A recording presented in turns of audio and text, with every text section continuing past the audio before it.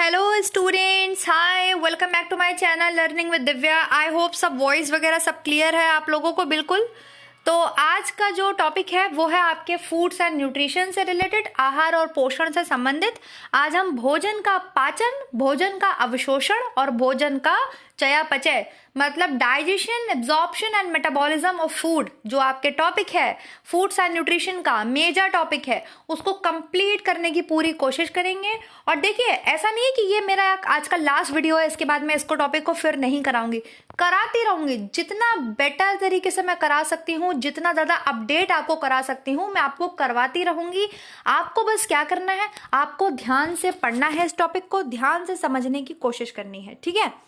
कोई भी बच्चा परेशान नहीं होगा, ये मेरी गारंटी है आपको कि आप जब इस टॉपिक को आज मेरे से समझ लेंगे या आप समझते आ रहे हैं, आप कभी भूलेंगे नहीं, क्योंकि मेरा तरीका है पढ़ाने का कि मैं आपके दिमाग में वो चीज़ आपको बैठा दूं, आप लाइफ में कभी ना भूल पाए कि कैसे डाइजेशन होता है, हम क्या खाते हैं तो कोई चीज़ हमारी बॉडी में कैसे एब्जॉर्ब होती है और फिर कैसे उसका मेटाबॉलिज्म होता है।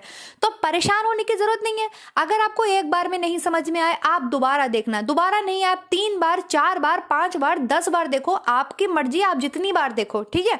बस आपको समझ में आना चाहिए। फिर भी नहीं समझ में आता है, फिर बताइए मुझे, मैं फिर पढ़ाऊंगी इस टॉपिक को, फिर आपको अच्छे से क्लियर करूंगी। फूड्स एंड न्यूट्रिशन में आपको आज मैं भोजन का पाचन, अवशोषण और चयापचय इतनी अच्छे से समझा दूंगी कि आप लाइफ में कभी नहीं भूल पाएंगे, ठीक है।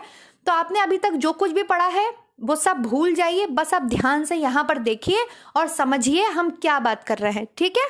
ओके, चलिए let's start the topic. Class को हम स्टार्ट कर लेते हैं। लाइव चैट को आप कनेक्ट कर लीजिए, ज्वाइन कर लीजिए। कोई भी ये नहीं पूछेगा मैम कितनी देर का क्लास है, कितनी देर चलेगा क्लास।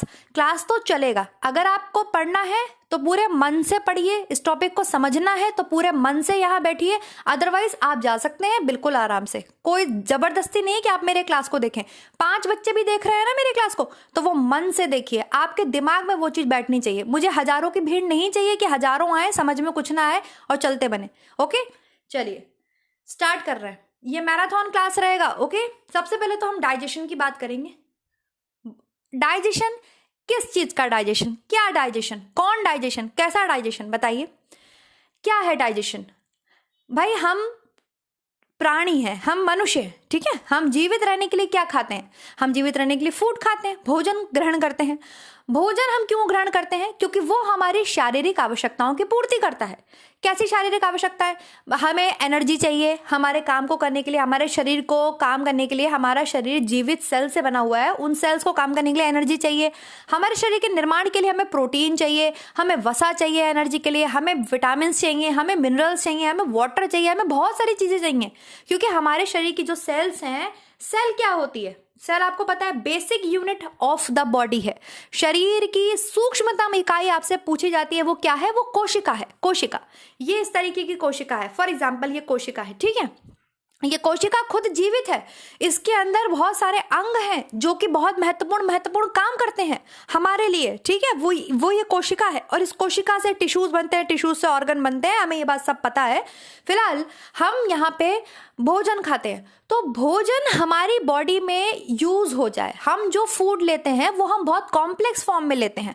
कॉम्प्लेक्स फॉर्म मतलब बहुत ही जटिल लेते हैं, जटिल अवस्था में। जैसे मैंने रोटी खाई, मैंने चावल खाए, मैंने आलू खाया, तो मैंने स्टार्च लिया। क्या लिया स्टूडेंट, स्टार्च। मुझे पता है इसमें स्टार्च है। स्टार्च क्या होता है, स्टार्च ग्लूकोज की लंबी लंबी चेन है। हजारों ग्लूकोज इसमें आपस में जुड़े हुए हैं, हजारों ग्लूकोज आपस में जुड़े हुए हैं। तो ऐसी चीज मेरी बॉडी डाइजेस्ट नहीं कर सकती, ऐसी चीज मेरी बॉडी यूज नहीं कर सकती।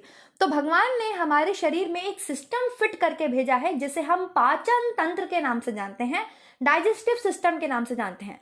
भगवान ने कहा ठीक है, तुम कुछ भी खाओ, हम तुम्हें ऐसा सिस्टम देंगे जो क्या करेगा, उस जो भी आप खाते हैं उस फूड का मैकेनिकल और केमिकल ब्रेकडाउन करता है। मैकेनिकल और केमिकल ब्रेकडाउन क्या होता है, मैकेनिकल मतलब फिजिकल ब्रेकडाउन, जिससे आपने फूड को चबा लिया, फूड को आपने चबा लिया, आपके दांतों ने जो आपने फूड खाया, एप्पल का आपने पीस खाया, उसे कच कच कर करके उसको छोटे छोटे पीसेस में तोड़ दिया, दैट इज फिजिकल ब्रेकडाउन।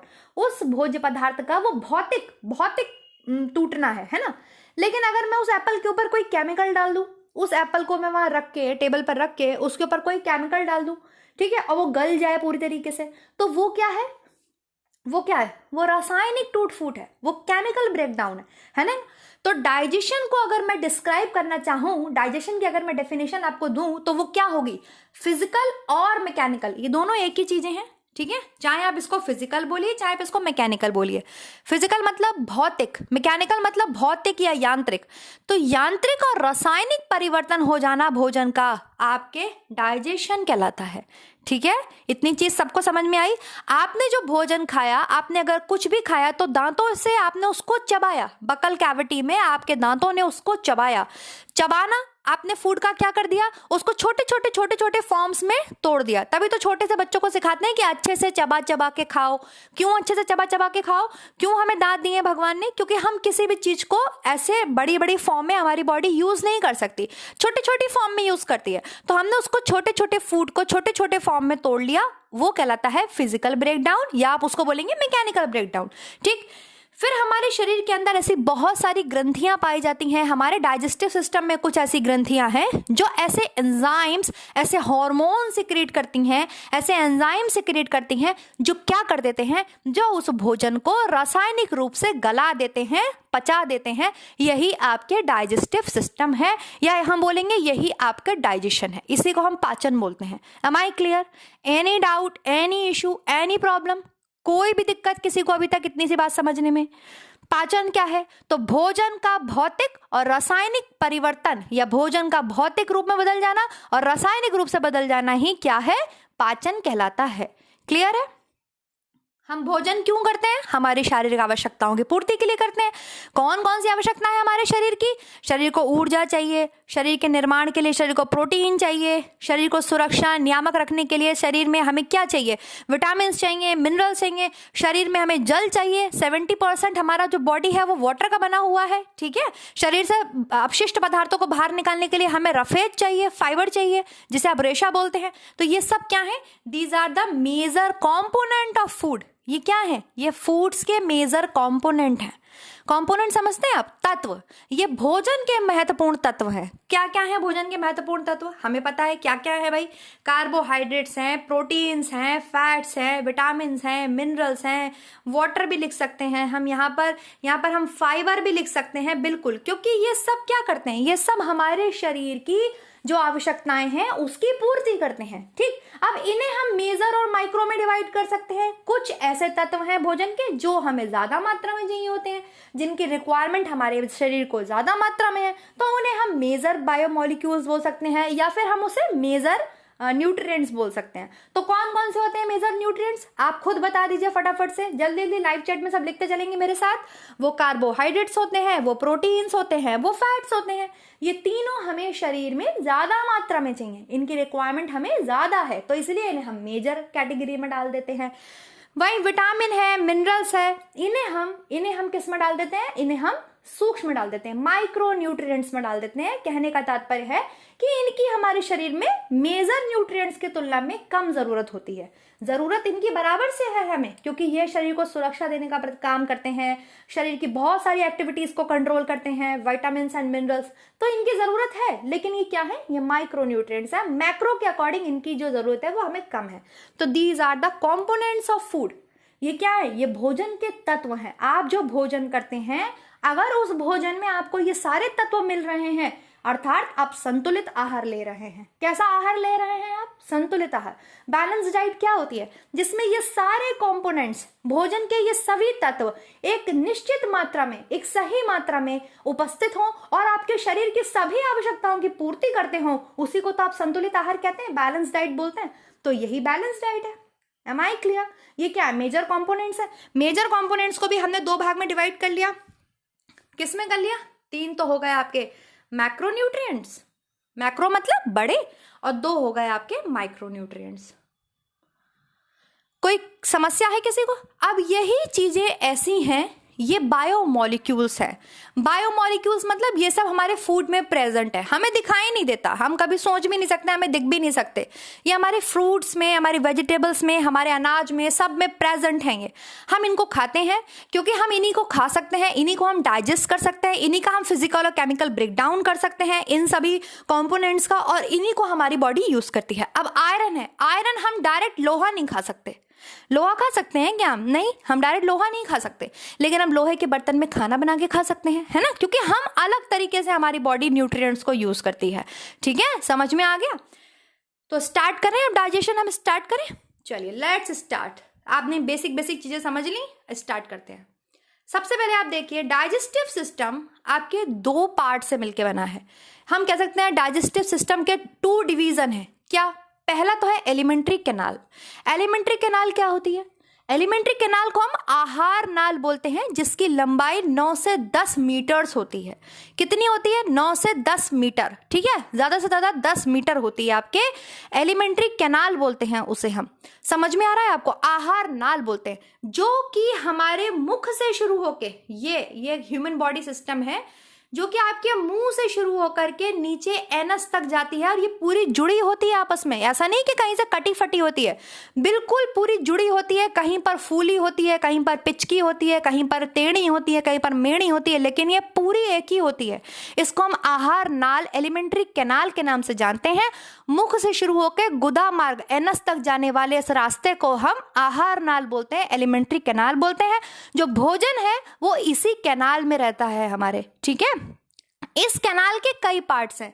मुख में है तो ये बक्कल कैविटी हो गया, यहाँ सीधा हो गया हमारे सीने में सीधा हो गया फेफड़ों के पीछे, तो ये ईसोफेगस कहलाता है, भोजन नली कहलाता है। फिर नीचे की तरफ ये थोड़ा सा ऐसे घूम जाता है, मुड़ जाता है, तो ये पेट का आकार ले लेता है। ठीक है, कैसा आकार ले लेता है? पेट का आकार ले लेता है। फिर ये आगे की तरफ बढ़ता है, आगे की तरफ बढ़ता है तो ये यहाँ पर छोटी आंत बन जाता है। छोटी आंत, सबसे लंबी छोटी आंत होती है, लगभग 5 से 6 मीटर।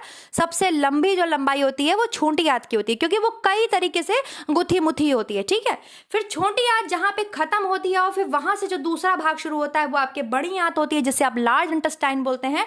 और जब लार्ज इंटेस्टाइन आपके नीचे गुदा में एनस मार्ग में खुलता है, जहां से आप जो फूड आपने खाया था उसका जो वेस्ट पदार्थ है उसको अपने शरीर से बाहर आप एक्सक्रीट कर देते हैं, निकाल देते हैं। इसे हम आहार नाल बोलते हैं। ठीक है, तो भोजन आपकी आहार नाल में ही रहता है, लेकिन इस आहार नाल के पास इतनी ताकत नहीं है कि ये उस भोजन को अच्छे से पचा सके, है ना, इतनी ताकत नहीं है। तो इस आहार नाल को सपोर्ट करने के लिए बाहर लगी होती हैं इस आहार नाल के कुछ ग्लैंड्स। क्या लगी होती हैं? कुछ ग्लैंड्स लगी होती हैं, जिन्हें हम डाइजेस्टिव ग्लैंड्स बोल सकते हैं, है ना, बोल सकते हैं ना, पाचन ग्रंथि बोल सकते हैं, जो पाचन में हेल्प कर रही हैं, स्पेशली जो कि किस में हेल्प कर रही हैं? पाचन में हेल्प कर रही हैं। तो वो कौन कौन सी ग्लैंड्स होती हैं? तो आपको पता है, मुंह में है आपके सलाइवरी ग्लैंड्स। कितनी ग्लैंड्स हैं मुंह में आपके? सलाइवरी ग्लैंड्स हैं, जिन्हें आप लार ग्रंथि बोलते हैं। ये 3 जोड़े में होती हैं। एक स्टूडेंट ने बहुत सिली सा क्वेश्चन किया था मेरे को कि पता नहीं क्या बोल रही थी कि मैम टोटल 6 होती हैं, ना जाने मैं तो भूल गई, मतलब उसको समझ में नहीं आई वो चीज।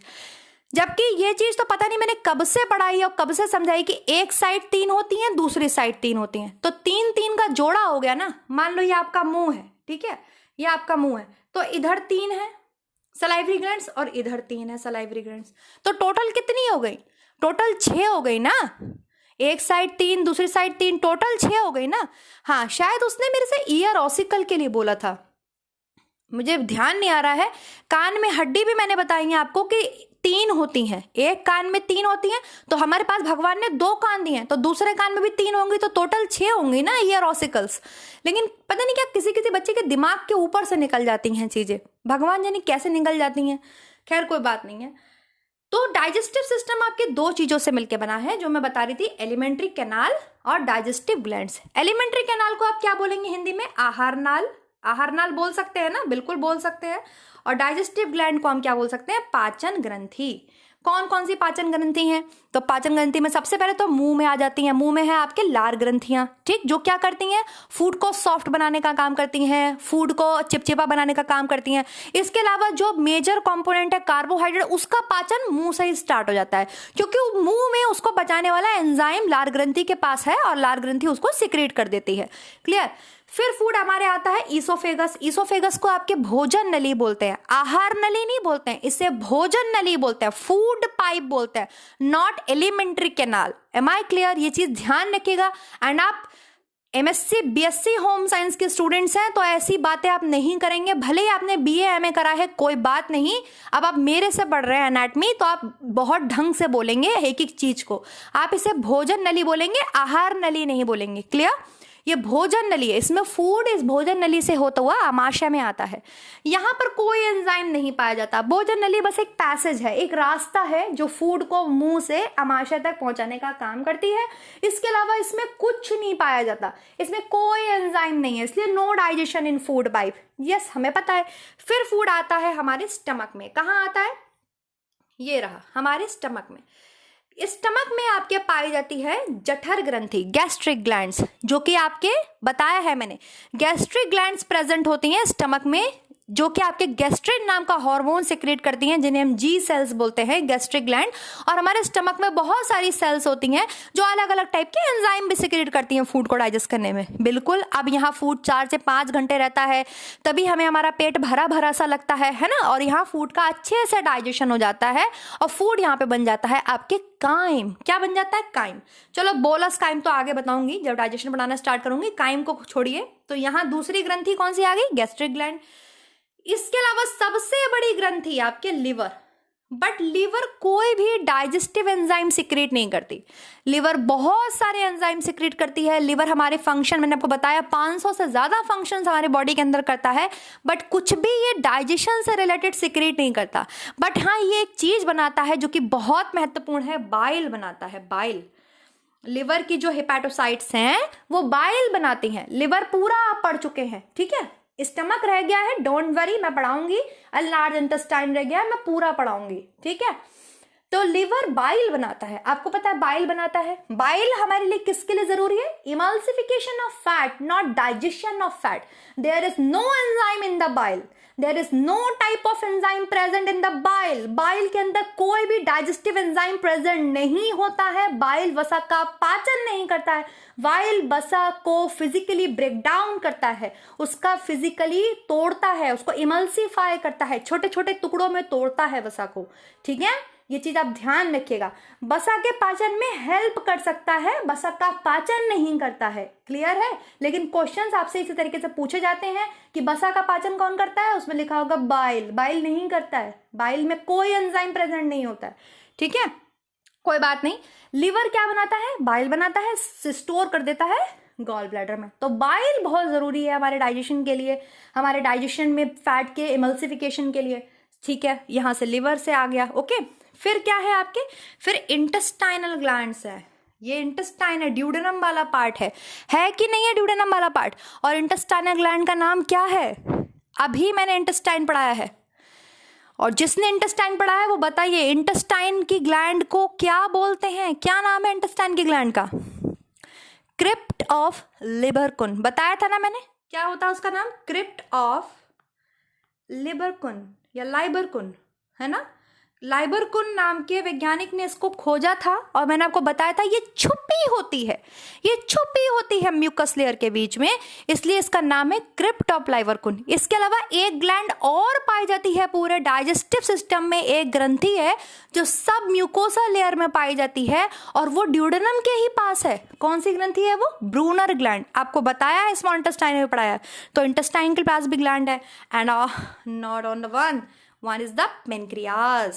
ये रहा पेनक्रियाज आपके। Pancreas is a mix gland of the body, और ये जो है डाइजेस्टिव एंजाइम सिक्रेट करता है, ये डाइजेस्टिव एंजाइम सिक्रेट करता है।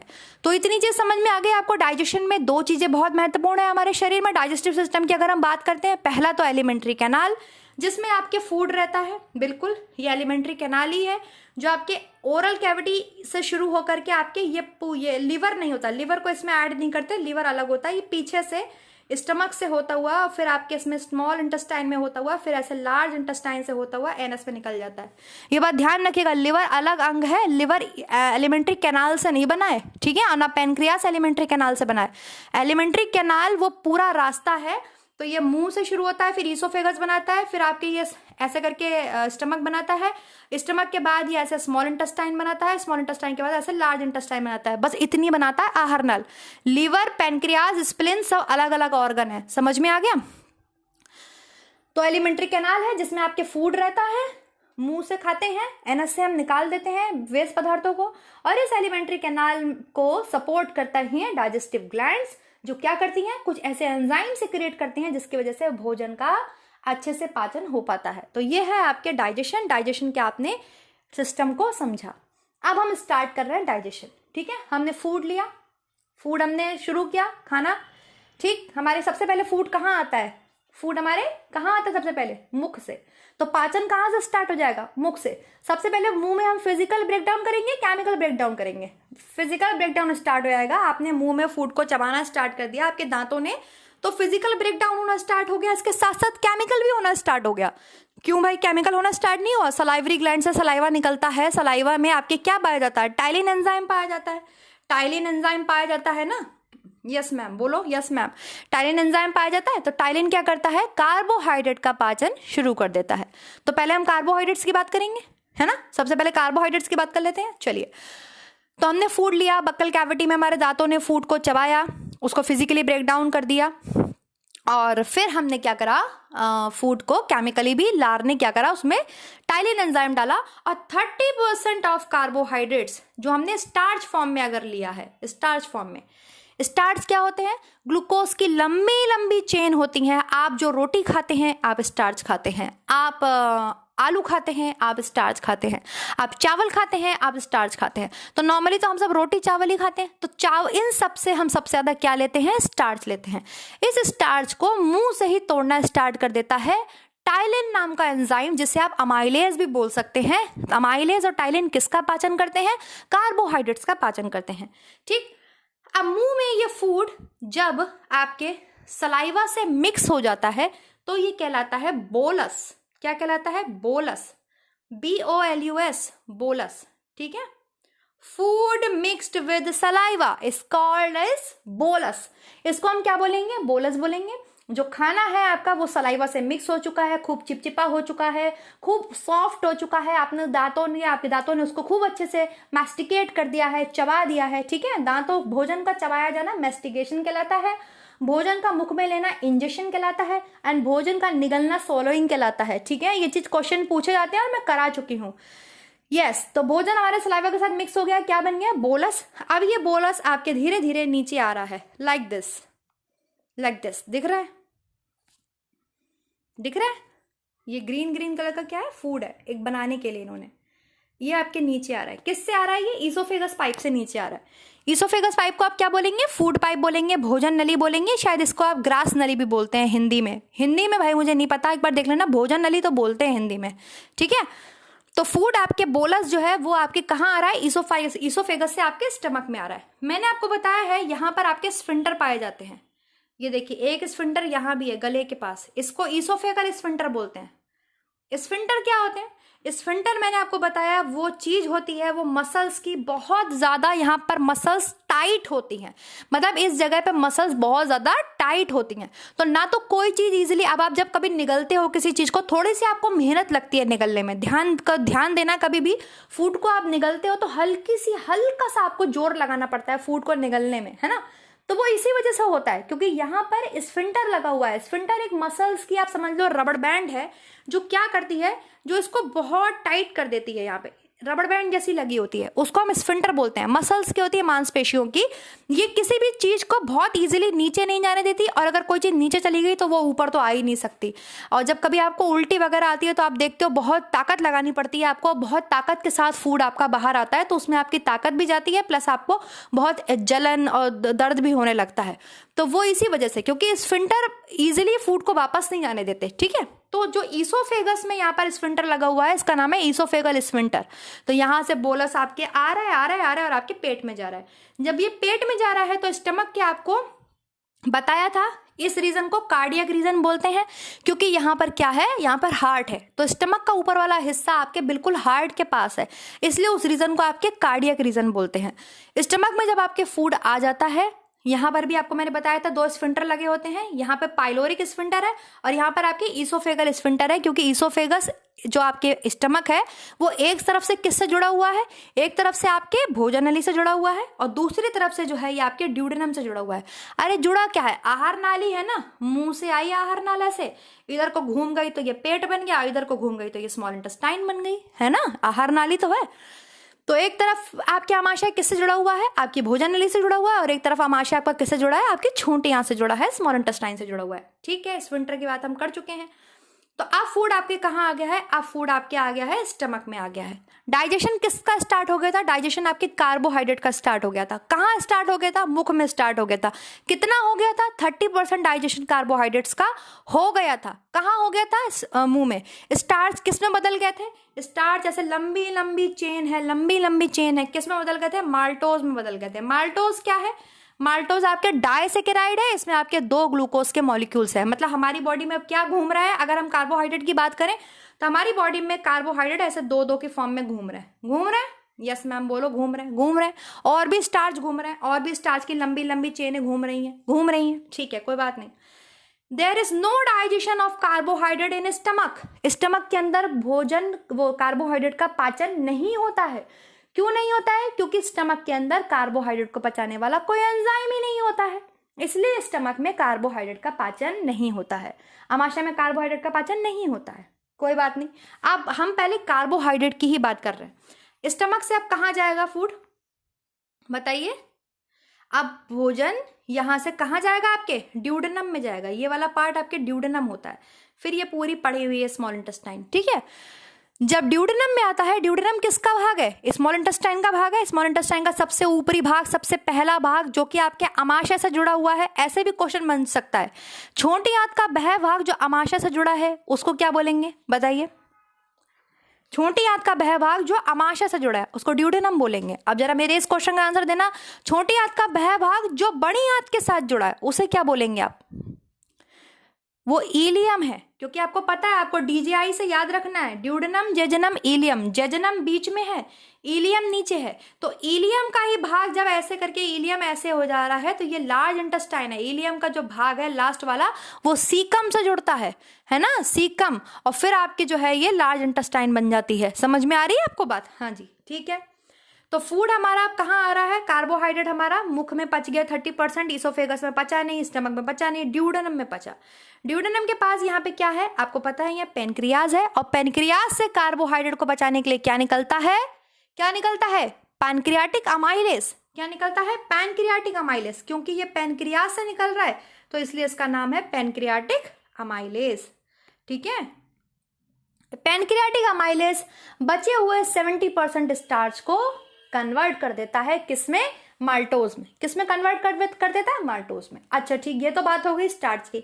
मैंने जो आपको अभी पढ़ाया था, पेनक्रियास पढ़ाया था, स्मॉल इंटेस्टाइन पढ़ाया था, तब मैंने समझाया था, स्मॉल इंटेस्टाइन पढ़ाया था कि हम केवल स्टार्च ही थोड़ी लेते हैं, हम तो बहुत तरीके से कार्बोहाइड्रेट्स लेते हैं। अगर हम दूध पीते हैं तो हम क्या लेते हैं, हम लैक्टोज लेते हैं। अगर हम क्या पीते हैं, आपके ये फ्रूट्स खाते हैं तो हम क्या खाते हैं, हम फ्रक्टोज लेते हैं, फ्रूट शुगर है ना। और अगर हम चीनी खा रहे हैं तो हम क्या ले रहे हैं, चीनी खा रहे हैं तो हम क्या ले रहे हैं, टेबल शुगर, सुक्रोज ले रहे हैं।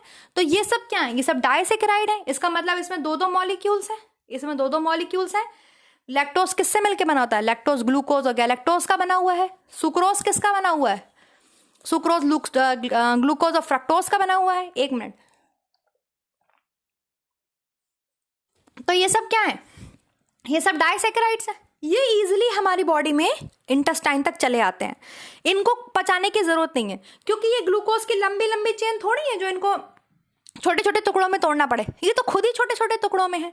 जब कभी भी हम स्टार्च लेते हैं ना, मांड लेते हैं ना, उसको मुख में तोड़ना जरूरी होता है, क्योंकि वो लंबी लंबी चेन है ग्लूकोज की। लेकिन अगर हम लैक्टोज के फॉर्म में कार्बोहाइड्रेट ले रहे हैं, हम सुक्रोज के फॉर्म में कार्बोहाइड्रेट्स ले रहे हैं, तो ये आराम से हमारी बॉडी में चले आते हैं, कोई बात नहीं। लेकिन स्मॉल इंटेस्टाइन का ड्यूडेनम बोलता है, अब भैया नहीं चलेगा, अब तुम जो हो टूटो, अब तुम जो 2-2 आ रहे थे सिंगल में टूटो। तो पेनक्रियास से निकलने वाला पैनक्रियाटिक अमाइलेज किस पे काम करता है, स्टार्च पे काम करता है। और बचे हुए 70% स्टार्च को आपके माल्टोज में तोड़ देता है। मतलब 2-2 मॉलिक्यूल हैं ग्लूकोज के। तो अब इंटेस्टाइन में डाइजेशन होगा, मैंने आपको बताया है सबसे लास्ट में डाइजेशन कहाँ होता है, इंटेस्टाइन में होता है। पहले पेनक्रियास काम करता है, फिर बचे कुचे पे इंटेस्टाइन काम करती है। ये बात ध्यान रखिएगा, पहले इंटेस्टाइन से मत तोड़ दीजिएगा। समझ में आ गई, इंटेस्टाइन अब काम करेगा।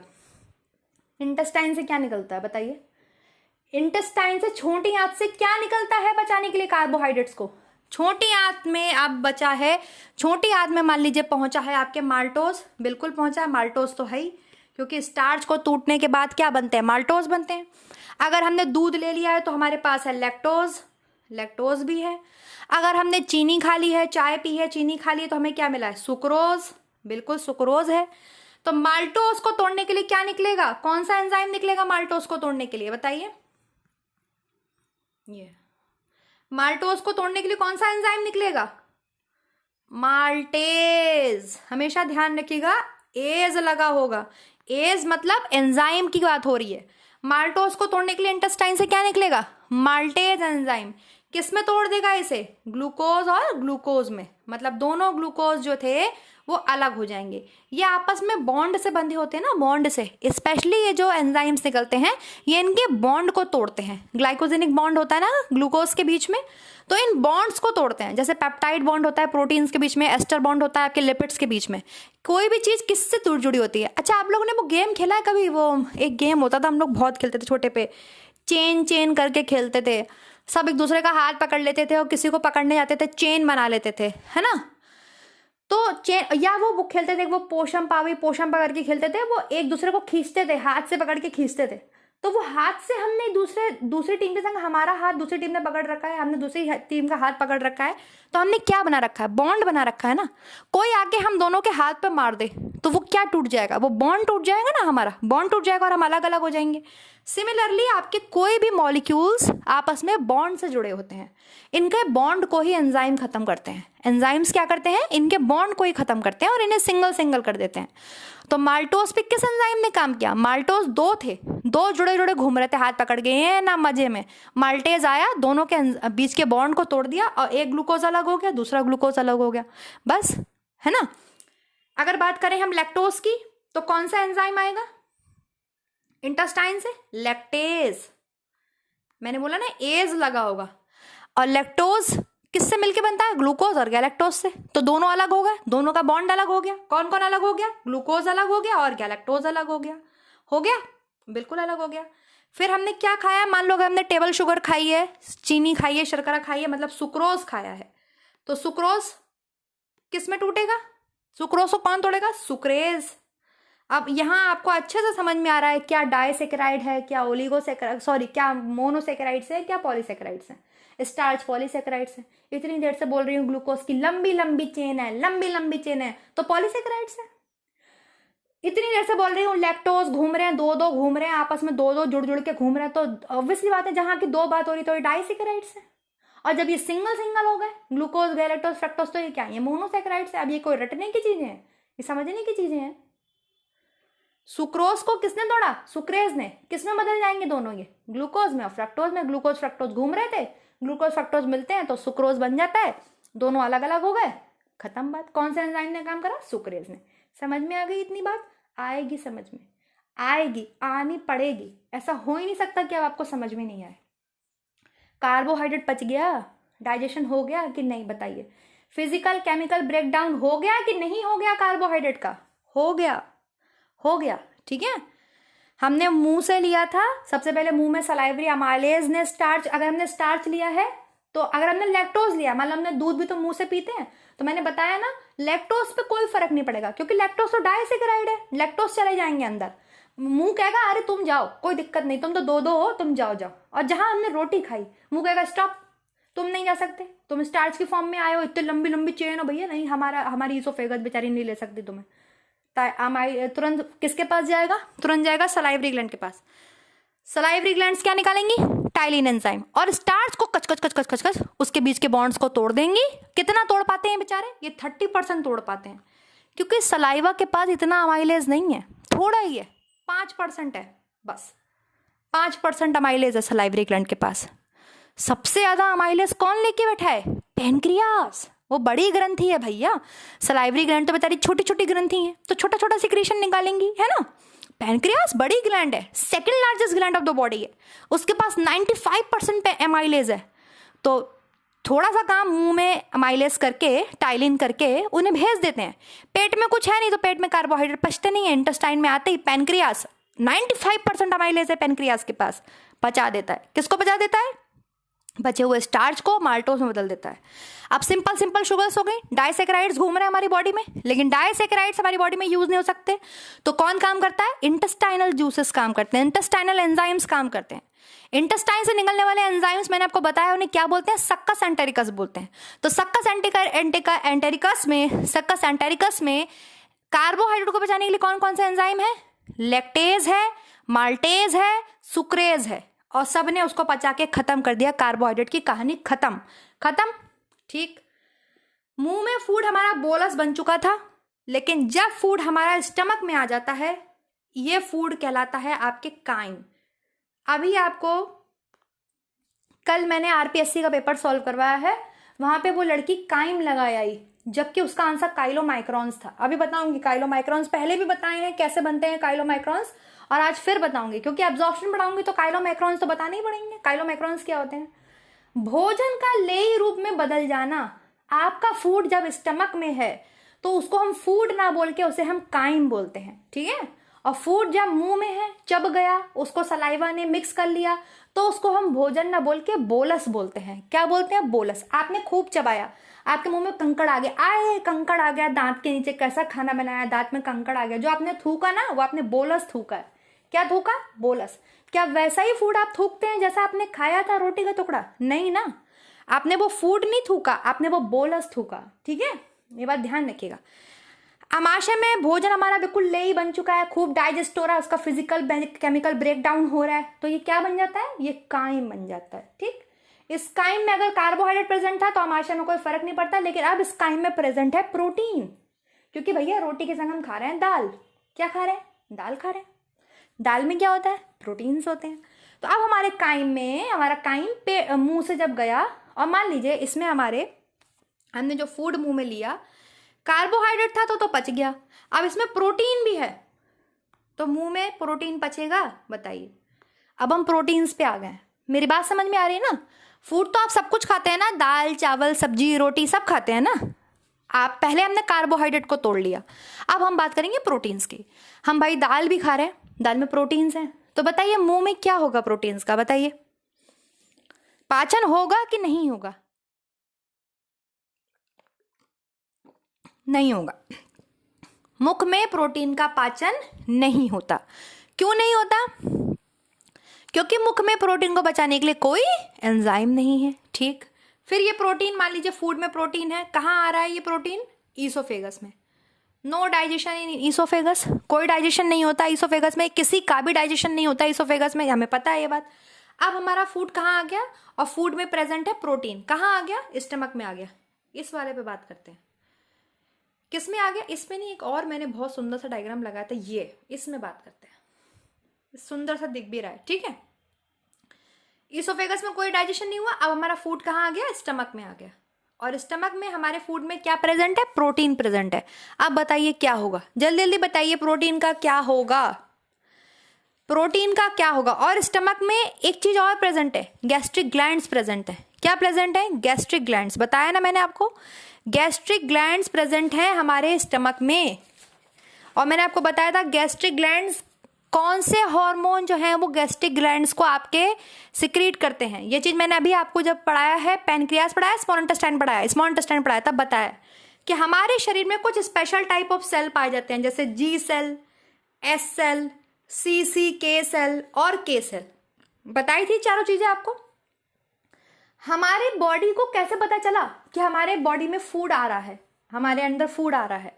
मान लीजिए कोई चीज हम खा के मुंह से ही थूक दें, हम ना लें अंदर, तो क्या डाइजेशन होने लगेगा? नहीं होगा, क्योंकि डाइजेशन तब तक नहीं होगा जब तक फूड आपके ईसोफेगस में अंदर नहीं जाएगा, आपके ईसोफेगस से पेट में नहीं जाएगा, पेट से स्मॉल इंटेस्टाइन में नहीं जाएगा फूड, डाइजेशन नहीं होगा। तो कैसे स्टार्ट हो गया? कैसे एंजाइम्स निकलने लग गए? कैसे हार्मोन्स निकलने लग गए? क्योंकि यहां पड़े हैं न्यूरॉन्स, ये पड़े हैं न्यूरॉन्स, ये न्यूरॉन्स हैं, ये न्यूरॉन्स लगे हैं, हर जगह न्यूरॉन्स पड़े हैं। आपको पता है हर जगह न्यूरॉन्स पड़े हैं। आपका पेट बिल्कुल पिचका होता है, कभी भी इस चीज पे ध्यान देना। आप खाना खाने से पहले और खाना खाने के बाद। खाना खाने से पहले आप देखना आपका पेट एकदम पिचका होगा, लेकिन खाना खाने के बाद थोड़ा सा आपका पेट फूल जाता है। जब आप खूब बढ़िया मन से खूब भर के खाना खा लेते हो, आपका पेट फूल जाता है। तो जैसे ही खाना आपके मुंह से अंदर को जाता है, आपके ये जो न्यूरॉन्स यहाँ लगे हुए हैं, ये क्या हो जाते हैं, ये एक्टिव हो जाते हैं, क्योंकि ये स्ट्रेच हो जाते हैं, इनके ऊपर असर पड़ता है, इनको झंझनाहट महसूस होती है कि कोई चीज़ अंदर आ रही है। और जैसे ही न्यूरॉन्स को झंझनाहट महसूस हुई, तुरंत न्यूरॉन्स क्या करते हैं, सिग्नल देते हैं ब्रेन को। सिग्नल किसके पास जाता है, हमारे ब्रेन के पास जाता है ना। अगर हमारा ब्रेन डेड हो गया, अगर ब्रेन में किसी की कोई दिक्कत हो गई, तो उसके पूरी बॉडी पर इफेक्ट पड़ता है। ये तो बात आपको पता है ना। ब्रेन और एंडोक्राइन सिस्टम आपके पूरी बॉडी को रेगुलेट करते हैं, है ना। ठीक, तो तुरंत ये न्यूरॉन्स किसको एक्टिवेट करते हैं, कुछ स्पेशल टाइप ऑफ सेल पड़ी हैं। कहाँ पड़ी हैं, आपके डाइजेस्टिव सिस्टम में पड़ी हैं। मैंने आपको बताया था जब स्मॉल इंटेस्टाइन पढ़ाया है, इसीलिए मैं कहती हूँ एक एक वीडियो देखें। जिन्होंने नहीं देखा है वो देखना, कोई बात नहीं, नहीं देखा है मैं फिर भी बता रही हूँ, मैं यहाँ भी बता रही हूँ। हमारे शरीर में, हमारे डाइजेस्टिव सिस्टम में कुछ बहुत स्पेशल टाइप ऑफ सेल हैं। वो सेल ऐसी हैं, वो हार्मोन सिक्रीट करती हैं। क्या सिक्रीट करती हैं, हार्मोन। और ये हार्मोन जो हैं, फिर ये काम करते हैं आपके, किस पर काम करते हैं, एंजाइम सिक्रीट करने वाली, एंजाइम सिक्रीट करने वाली सेल्स के ऊपर। आपको पता है ना, हर कोई चीज सेल से सिक्रीट होती है। जब हमारा पूरा शरीर सेल से बना हुआ है, हम मल्टी सेलुलर हैं, तो हमारी हर एक चीज सेल से सिक्रीट होती है। ये बात ध्यान रखिएगा। गैस्ट्रिक ग्रंथि जो है, आपके पेट में जो गैस्ट्रिक ग्लैंड पाई जाती है, ऐसे होती है। मान लीजिए ये स्टमक की वॉल है, तो ऐसे फिर ग्रंथि होगी नीचे, इतनी लंबी नहीं होगी, एक जस्ट बताने के लिए। फिर ये ऐसे होगी, फिर ये ऐसे होगी। तो ये जो है, ये सब गैस्ट्रिक ग्लैंड्स हैं। इन्हें क्या पता, इन्हें क्या, इनके पास क्या कोई वो दिमाग है क्या, इनके पास हमारी तरह दिमाग है क्या, अरे अरे फूड आ गया, या इनकी आंखें हैं, इन्हें दिख रहा है, चलो चलो चलो एंजाइम सिक्रीट करो, ऐसा नहीं होता है। न्यूरॉन्स हैं, न्यूरॉन्स इन्हें सिग्नल देते हैं। न्यूरॉन्स इन्हें भी सिग्नल नहीं देते हैं, न्यूरॉन एक स्पेशल टाइप ऑफ सेल को सिग्नल देते हैं। तो हमारे पेट में जो स्पेशल टाइप ऑफ सेल है, वो है आपके जी सेल। बताया है मैंने ना, जी सेल। जी सेल से निकलता है गैस्ट्रिन हार्मोन। क्या निकलता है, गैस्ट्रिन हार्मोन। गैस्ट्रिन, उसका नाम है गैस्ट्रिन हार्मोन। ये गैस्ट्रिक हार्मोन आपकी अदर सेल्स के पास जाता है और कहता है, चलो भैया जागो, भोजन आ गया है, हमने तुम्हें जगाने का काम कर दिया, अब तुम एंजाइम्स को सिक्रीट करो। ठीक है, क्या कहता है, एंजाइम को सिक्रीट करो। तो अल्टीमेटली अब कौन काम करेंगे, अब एंजाइम काम करेंगे फूड पर। ठीक है, ठीक है। और मैंने आपको ये चीज़ बताई है कि हर समय हमारे, जब तक हम खाना नहीं खाते हैं, हमारे डाइजेस्टिव सिस्टम में कोई भी एंजाइम सिक्रीट नहीं होते, और एंजाइम हमेशा इनएक्टिव फॉर्म में सिक्रीट होते हैं। ये चीज़ मैंने आपको बताई है। ऐसा क्यों, ये भी बताया है, क्योंकि एंजाइम्स के पास इतनी ताकत होती है कि वो आपके पूरे डाइजेस्टिव सिस्टम को ख़त्म कर सकते हैं। समझ में आ रहा है, इसलिए वो इनएक्टिव फॉर्म में आते हैं हमेशा। उनको एक्टिव करने के लिए भगवान ने सेल्स भेजी हैं।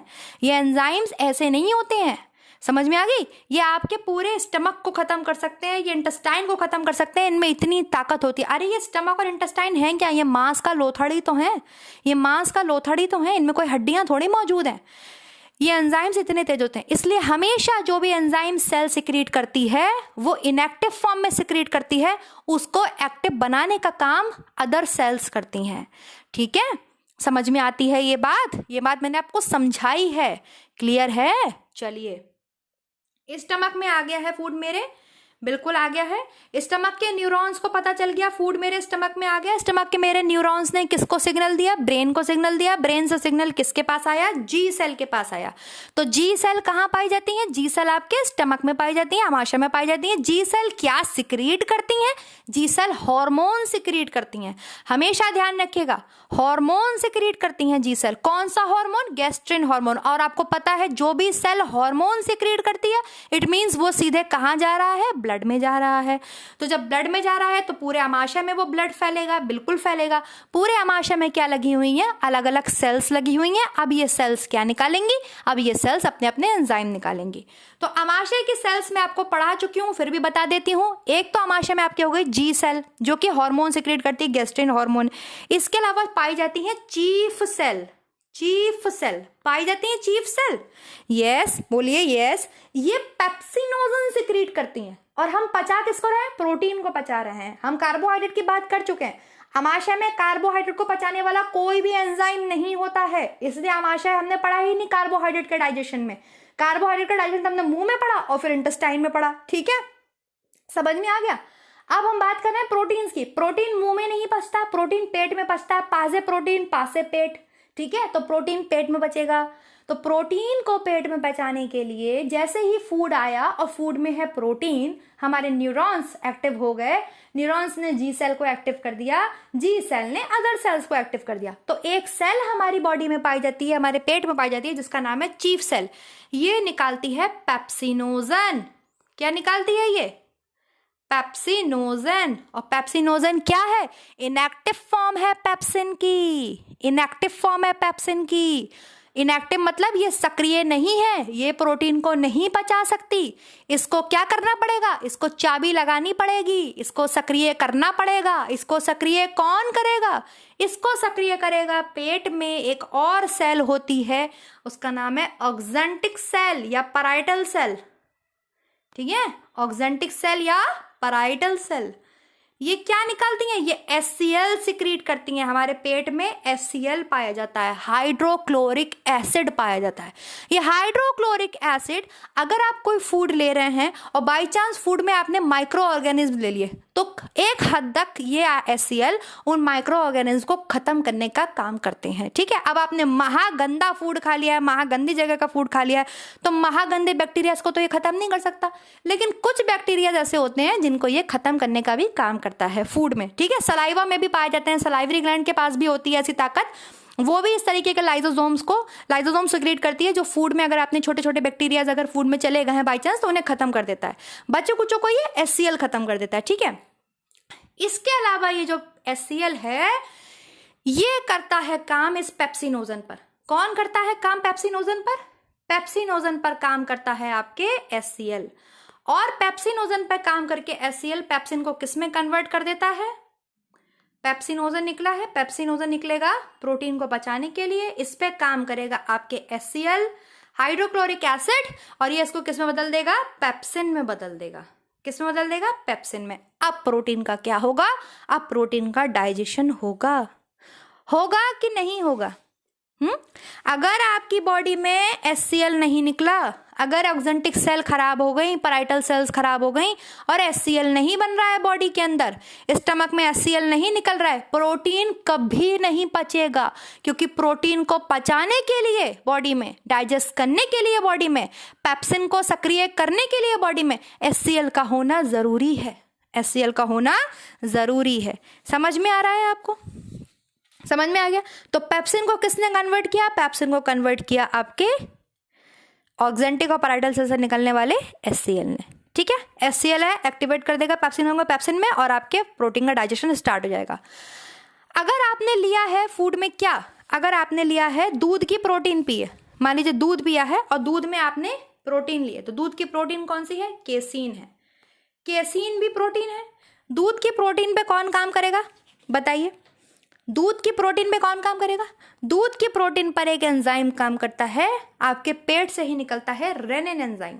रेनिन, ठीक है, रेनिन एंजाइम।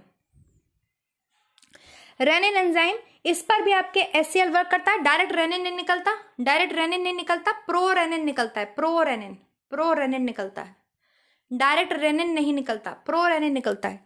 प्रो रेनिन होता है, प्रो रेनिन पर भी कौन काम करता है? आपके HCl वर्क करता है, और HCl इस प्रो रेनिन को कैसे बदल देता है? रेनिन में बदल देता है, जो कि मिल्क प्रोटीन की केसिन पर काम करता है। ठीक है, छोटे बच्चों में। और इस केसिन को किस में बदल देता है? इस केसिन को पैराकेसिनेट में बदल देता है। किस में बदल देता है? पैराकेसिनेट। किस में बदल देता है? इस रेनिन को, इस केसिन को, जो दूध की प्रोटीन है केसिन, उसको किस में बदल देता है? पैराकेसिनेट में बदल देगा। ठीक है, सॉरी पैराकेसिनेट नहीं, पैराकेसिन में बदल देगा। अभी इसमें कैल्शियम भी तो मिलेगा, पैराकेसिन में बदल देगा।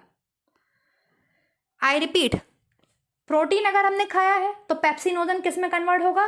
HCl किस में कन्वर्ट करेगा? पेप्सिन में। प्रोटीन का पाचन स्टार्ट हो जाएगा। ठीक है, अभी मैं बताऊंगी।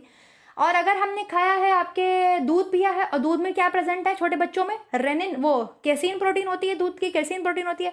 तो छोटे बच्चों में दूध की केसिन प्रोटीन पे कौन सा एंजाइम काम करता है? रेनिन। लेकिन रेनिन भी डायरेक्ट नहीं निकलता, क्या निकलता है? प्रो रेनिन निकलता है, प्रो रेनिन। ठीक है, आपको ये बात मैं 1000 बार बता चुकी हूँ कि इनएक्टिव फॉर्म में ही निकलेंगे एंजाइम्स, उन्हें एक्टिव करना पड़ता है। इस प्रोरेनिन को भी कौन एक्टिव करेगा? HCl एक्टिव करेगा। कौन काम करेगा इसके ऊपर? HCl। और इससे किस में बदल देगा? रेनिन में बदल देगा। इसका प्रो हटा देगा, किस में बदल देगा इसको? रेनिन में। ये रेनिन क्या करेगा? ये रेनिन किस पे काम करेगा? ये रेनिन आपके काम करेगा दूध की प्रोटीन केसीन पर। दूध की प्रोटीन केसीन पे काम करेगा। इसे किस में बदल देगा? पैराकेसीन में। किस में बदल देगा? पैराकेसीन में। किस में बदल देगा? पैराकेसीन में। अब ये पैराकेसीन किसके साथ जुड़ जाएगा? कैल्शियम के साथ। कैल्शियम भी तो है भाई, कैल्शियम भी तो है दूध में। ये पैराकेसीन किसके साथ जुड़ जाएगा? आपके प्लस हो जाएगा कैल्शियम के साथ। कैल्शियम के साथ जैसे ही ये मिक्स होगा, जुड़ेगा, ये बदल जाएगा पैराकेसिनेट। पैराकेसिनेट, यही बन जाता है दही, कर्ड। कर्ड बन गया। तभी आपने देखा होगा छोटे बच्चे दूध पीने के बाद थोड़ी सी उल्टी करते हैं, थोड़ी सी उनको डकार सी आती है, तो दूध फटा फटा सा बाहर आता है। इतना कुछ करना पड़ता है दूध को पचाने के लिए। तभी बोला जाता है बूढ़े लोगों को, अडल्ट्स को, कि आप सीधे दही खा लो। दूध को हजम करने के लिए बहुत प्रोसेस होती है। दूध को हजम करने के लिए छोटे बच्चों में तो रेनिन एंजाइम प्रेजेंट है। छोटे बच्चों का तो मुख्य भोजन ही दूध है। लेकिन जब हम बड़े हो जाते हैं तो रेनिन एंजाइम खत्म हो जाता है। ये काम पेप्सिन ही करता है, ट्रिप्सिन करता है, पेप्सिन करता है। ठीक है, ट्रिप्सिन, स्पेशली ट्रिप्सिन करता है अगर हम दूध पीते हैं तो इतना नौटंकी होने से अच्छा है कि आप दही खाओ। दही क्या है? ऑलरेडी पैराकेसिनेट है, वो ऑलरेडी उसमें, वो ऑलरेडी आपकी क्या हो चुका है? वो आपके ऑलरेडी फट चुका है, पैराकेसिनेट में कन्वर्ट हो चुका है। लैक्टोबैसिलस वो काम कर चुका है। आप आराम से दही खाओ, दही सिंपलेस्ट फॉर्म में आपकी क्या हो जाएगा? डाइजेस्ट हो जाएगा। तो ये प्रोटीन की बात हो गई। किसी को कोई दिक्कत है यहाँ पर? किसी को कोई दिक्कत है यहाँ पर? आपके पेट में प्रोटीन के डाइजेशन में आपको कोई दिक्कत है? कंप्लीट डाइजेशन अभी प्रोटीन का नहीं हुआ है। अभी प्रोटीन किस में बदल गए हैं? आपके पेप्टोन्स में, पेप्टाइड्स में बदल गए हैं। किस में बदल गए हैं? या तो पेप्टोन्स में बदले हैं, है ना, या फिर आपके पेप्टाइड्स में बदले हैं। पेप्टोन्स और पेप्टाइड्स। प्रोटीन क्या होते हैं? Protein are polymers. टीजीटी 2019 का प्रश्न है ये। प्रोटीन्स पॉलीमर्स होते हैं, है ना। लंबी लंबी श्रृंखला है प्रोटीन अमाइनो एसिड्स की, आपस में जुड़े हुए हैं, और वो पॉलीमर्स हैं। पॉलीमर्स मतलब बहुत सारे अमाइनो एसिड्स आपस में पेप्टाइड बॉन्ड के थ्रू जुड़े हैं। और मैंने आपको बता दिया एंजाइम्स क्या करते हैं। एंजाइम इनके बॉन्ड को ही खा लेते हैं, इन बॉन्ड्स को ही तोड़ते हैं, और जैसे ही बॉन्ड्स टूटेगा सारे मॉलिक्यूल्स अलग हो जाएंगे ना, अलग अलग सारे अमाइनो एसिड्स अलग हो जाएंगे। अभी पेप्सिन कितना कर पाया है? अभी पेप्सिन क्या कर पाया है? अभी पेप्सिन बहुत लंबे लंबे अमाइनो एसिड्स हैं, इन्हें कुछ अमाइनो एसिड्स में अलग कर पाया। मान लो अगर 10 की चेन है तो 10 से 5-5 बना दिए उसने। क्या बना दिए? 5-5 कर दिए, बीच का बॉन्ड तोड़ दिया। तो ये क्या बने हैं? ये पेप्टाइड्स बने हैं या ये पेप्टोन्स बने हैं। ठीक, अब प्रोटीन कहाँ जाएगा? अब ये फूड कहाँ जाएगा? अब ये फूड जाएगा स्मॉल इंटेस्टाइन में। पेट में इतना डाइजेशन हो गया, अब ये कायम जा रहा है स्मॉल इंटेस्टाइन में। स्मॉल इंटेस्टाइन में जैसे ही पहुंचेगा, ड्यूडेनम में प्रोटीन प्रेजेंट है फूड के अंदर, ठीक है, काइम के अंदर प्रोटीन प्रेजेंट है। कौन काम करेगा इसके ऊपर? बताइए पहले, कौन काम करेगा इस प्रोटीन के ऊपर? पेनक्रियास काम करेगा। कौन काम करेगा? पेनक्रियास। पेनक्रियास से क्या निकलेगा प्रोटीन को पचाने के लिए? जल्दी जल्दी बताइए, पेनक्रियास से क्या निकलेंगे प्रोटीन को पचाने के लिए? पेनक्रियास से प्रोटीन को पचाने के लिए निकलते हैं प्रोटीएज एंजाइम। प्रोटीएज एंजाइम कौन कौन से होते हैं protease enzyme? Trypsinogen, chymotrypsinogen, procarboxypeptidase and proelastase. 4 enzymes निकलते हैं। कौन कौन से? मेरे साथ सब बोलेंगे। Trypsinogen, chymotrypsinogen, procarboxypeptidases and peptidases. ठीक है, पेप्टाइडेज। इतने प्रोइलास्टेज निकलेंगे, बिल्कुल निकलेंगे। ये क्या करेंगे प्रोटीन का? पैनक्रियाज ने भेज दिया ड्यूडेनम में, इस फूड पे प्रोटीन है, क्या होगा? ट्रिप्सिनोजेन कन्वर्ट होगा किसमें? ट्रिप्सिन में।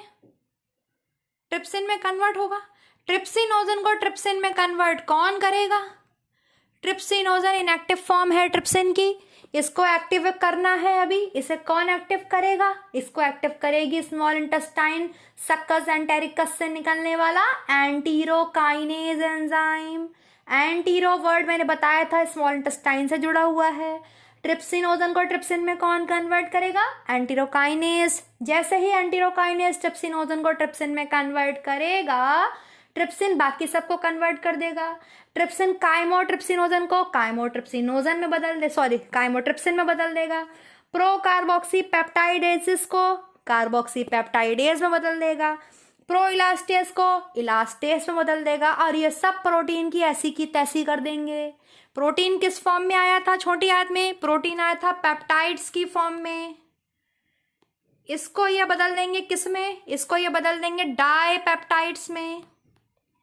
नाम से ही आपको पता चल जाएगा। देखिए, पेप्टाइड्स मतलब अभी भी लंबी लंबी चेन है अमाइनो एसिड्स की।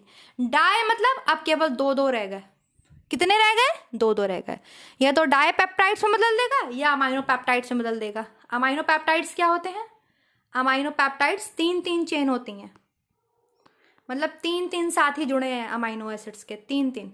और अगर मैं लिख दूं डाई पेप्टाइड्स तो दो दो अमाइनो एसिड जुड़े हैं। तो इन चारों ने मिलके ट्रिप्सिन, काइमोट्रिप्सिन, वो कार्बोक्सी पेप्टाइडेज एंड इलास्टेस, इन चारों ने मिलके क्या किया? प्रोटीन की ऐसी की तैसी कर दी। जो आमाशय में प्रोटीन टूटा था पेप्टाइड्स फॉर्म में, ठीक है, या पेप्टोन्स में, उनको किस में बदल दिया इन्होंने? डाई पेप्टाइड्स में, या फिर आप बोलेंगे अमाइनो पेप्टाइड्स में। ठीक है, किस में बदल दिया? डाई पेप्टाइड्स में, अमाइनो पेप्टाइड्स में। मतलब इनको सिंपल कर दिया। और उन्होंने ट्रिप्सिन ने और सिंपल कर दिया प्रोटीन को, क्योंकि प्रोटीन बहुत जटिल होते हैं, बहुत लंबी लंबी श्रृंखला होती है, अमाइनो एसिड्स आपस में जुड़े होते हैं पेप्टाइड बॉन्ड के थ्रू। ठीक है, ठीक भैया, इतना काम ने कर दिया है। किसने कर दिया है? आपके पेनक्रियाज ने। ये सारी चीजें मैंने पेनक्रियाज में पढ़ाई हुई हैं। जब मैंने पेनक्रियाज अलग से पढ़ाया है, स्मॉल इंटेस्टाइन अलग से पढ़ाया है, उसमें भी पढ़ाई है। तो जो बच्चे डिटेल से और देखना चाहते हैं वो पहले वो देख लीजिएगा, फिर इसको और अच्छे से समझिएगा। ठीक, अब कौन काम करेगा? अभी भी डाई है, डाई दो दो अमाइनो एसिड्स घूम रहे हैं मजे में, लेकिन हमारी बॉडी तो सिंगल सिंगल अमाइनो एसिड को यूज करती है। अब इस पे काम करेगी स्मॉल इंटेस्टाइन। ठीक है, स्मॉल इंटेस्टाइन से प्रोटीन को पचाने के लिए निकलते हैं डाइपेप्टाइड्स। बचे हैं ना, तो क्या निकलेंगे? डाइपेप्टाइडेज। जहां भी एज लग गया है ये एंजाइम है। और अगर आपके पास क्या है? अमाइनो पेप्टाइड्स आए हैं तो क्या निकलेंगे? Amino peptidase. इन दोनों को मिला करके आप इरिप्सिन एंजाइम भी बोल सकते हैं। क्या बोल सकते हैं? इरिप्सिन एंजाइम। हालांकि एनसीईआरटी इरिप्सिन नहीं मानती है, लेकिन मैंने इरिप्सिन पढ़ा है तो मैं बता देती हूँ। ठीक है, इसे आप क्या बोल सकते हैं? इरिप्सिन एंजाइम बोल सकते हैं। तो पेट में पेप्सिन, आंत में ट्रिप्सिन, सॉरी हाँ, आंत में पहले ट्रिप्सिन और फिर इरिप्सिन। प्रोटीन को सबसे पहले किसने बचाया? पेट में, बोलिए, पेप्सिन। और देखो उसकी स्पेलिंग में है तीनों एंजाइम की स्पेलिंग। प्रोटीन की स्पेलिंग क्या होती है? यही होती है ना प्रोटीन की स्पेलिंग? यही होती है ना, कि कुछ ज्यादा ही लिख दी मैंने? यही होती है प्रोटीन की स्पेलिंग। अरे हाँ भैया, यही होती है। हाँ, तो पेट में किसने तोड़ा? पेप्सिन। ठीक, फिर किसने तोड़ा? ट्रिप्सिन। और फिर किसने तोड़ा? इरिप्सिन। है इसकी स्पेलिंग में, ये मैंने बनाया है इसकी स्पेलिंग में तीनों एंजाइम्स प्रोटीन को तोड़ने वाले। पेट में प्रोटीन को पेप्सिन, फिर उस पर काम करता है अमाशय से निकलने वाला ट्रिप्सिन, और फिर उस पर काम करता है इंटेस्टाइन से निकलने वाला इरिप्सिन। लेकिन उसको हम इरिप्सिन बोल देते हैं डाइपेप्टाइडेज और अमाइनो पेप्टाइडेज। ये दोनों डाइपेप्टाइड्स और अमाइनो पेप्टाइड्स पे काम करते हैं और फिर ये बदल देते हैं। अगर डाई है तो इसका मतलब दो दो हैं आपस में, दोनों के बॉन्ड पे काम करेंगे और दोनों को सिंगल सिंगल अमाइनो एसिड्स में बदल देंगे और प्रोटीन का पाचन आपके खत्म हो गया खत्म। पेनक्रियाज में कोई पाचन नहीं होता है, कभी भी फूड पेनक्रियाज के अंदर एंटर नहीं करता है पाचन करने के लिए। पेनक्रियाज से मंगाते हैं एंजाइम्स को, और वो एंजाइम्स कहाँ आते हैं? वो एंजाइम्स ड्यूडेनम में आते हैं। ये तो चीज़ मैं आपको 1000 बार बता चुकी हूँ कि एंजाइम्स पेनक्रियास से कहाँ आएंगे सिक्रीट होते हुए? ड्यूडेनम में, छोटी आंत के ऊपर वाले भाग में, और वहीं पे कंप्लीट डाइजेशन होता है। ठीक है, कंप्लीट डाइजेशन कहाँ होता है आपके? कंप्लीट डाइजेशन आपके ड्यूडेनम में होता है। इसके बाद जो फूड होता है उसमें से सारे न्यूट्रिएंट्स जो है सिंपलेस्ट फॉर्म में आ चुके होते हैं, फिर उनका एब्जॉर्प्शन होता है। मैक्सिमम एब्जॉर्प्शन आपके जो है स्मॉल इंटेस्टाइन के जेजनम और इलियम वाले भाग में होता है। मैक्सिमम मतलब ज़्यादातर एब्जॉर्प्शन आपके छोटी आंत के जेजनम और इलियम वाले भाग में होता है। क्लियर है? समझ में हो गया? प्रोटीन की बात हो गई। अब बचते हैं आपके फैट। फैट भी ले लेते हैं भाई हम। मुंह से आया फैट, मुंह में कोई डाइजेशन नहीं, इसोफेगस में कोई डाइजेशन नहीं, स्टमक में थोड़ा सा डाइजेशन हो जाता है, थोड़ा सा। फैट हमेशा ऐसे आते हैं गुच्छे में, ऐसे चिपके होते हैं एकदम, ऐसे गुच्छा गुच्छा बना होगा फैट का, ऐसे पत्थर जैसे फैट आते हैं आपस में, चिपके होते हैं एकदम, ऐसे जटिल तरीके से चिपके होते हैं। तो जो पेट में आपके फैट को पचाने के लिए जो एंजाइम होता है, वसा का पाचन करने वाले एंजाइम का नाम है लाइपेज। क्या नाम है? लाइपेज। और देखिए सबके आगे लगा हुआ है एज। ठीक है, वसा का पाचन करने के लिए आपकी क्या है? लाइपेज। लाइपेज एंजाइम अगर पेट में पाया जा रहा है तो उसको हम बोलते हैं गैस्ट्रिक लाइपेज। क्या बोलते हैं? गैस्ट्रिक लाइपेज, क्योंकि गैस्ट्रिक टर्म किससे जुड़ा है? पेट से। ये वसा का थोड़ा सा पाचन कर देता है, बहुत जरा सा, लिटिल सा पाचन कर देता है। लिटिल सा पाचन मतलब इतने बड़े फैट को हल्का सा तोड़ देता है। ठीक, कोई बात नहीं। अब वसा कहाँ आ गई? अब वसा आ गई आपके ड्यूडेनम में। जैसे ही वसा आपके ड्यूडेनम में आती हैं, यहां से आपके कोलिसिस्टोकाइनिन, कोलिसिस्टोकाइनिन मैंने आपको पढ़ाया है जब आपको स्मॉल इंटेस्टाइन बताई है। जैसे जी सेल थी आपके पेट में, ऐसे ही स्मॉल इंटेस्टाइन के पास, छोटी आंत के पास 3 स्पेशल टाइप ऑफ सेल हैं। कौन कौन सी? एस सेल, सी के सेल और के सेल। ठीक है, जैसे ही वसा आती है ड्यूडेनम में तो कौन से सेल्स सिक्रीट हो जाते हैं, एक्टिव हो जाते हैं? सी के सेल।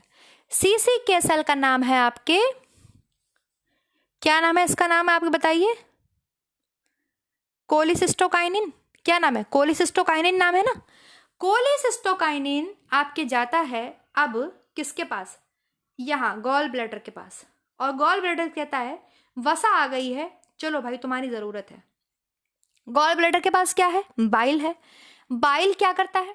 बाइल वसा को, जो ये वसा टुकड़े में आए थे, ठीक है, इन्हें तोड़ देता है, इनका इमल्सिफिकेशन कर देता है, इनको फिजिकल ब्रेकडाउन कर देता है। और क्या कर देता है? इसको, गुच्छे को अलग अलग कर देता है। अब ये अलग अलग हो गए, ऐसे अलग अलग हो गए, अलग अलग हो जाएंगे। ये काम किसने करा? बाइल ने करा। किसके ऊपर करा? फैट्स के ऊपर करा। किसने करवाया?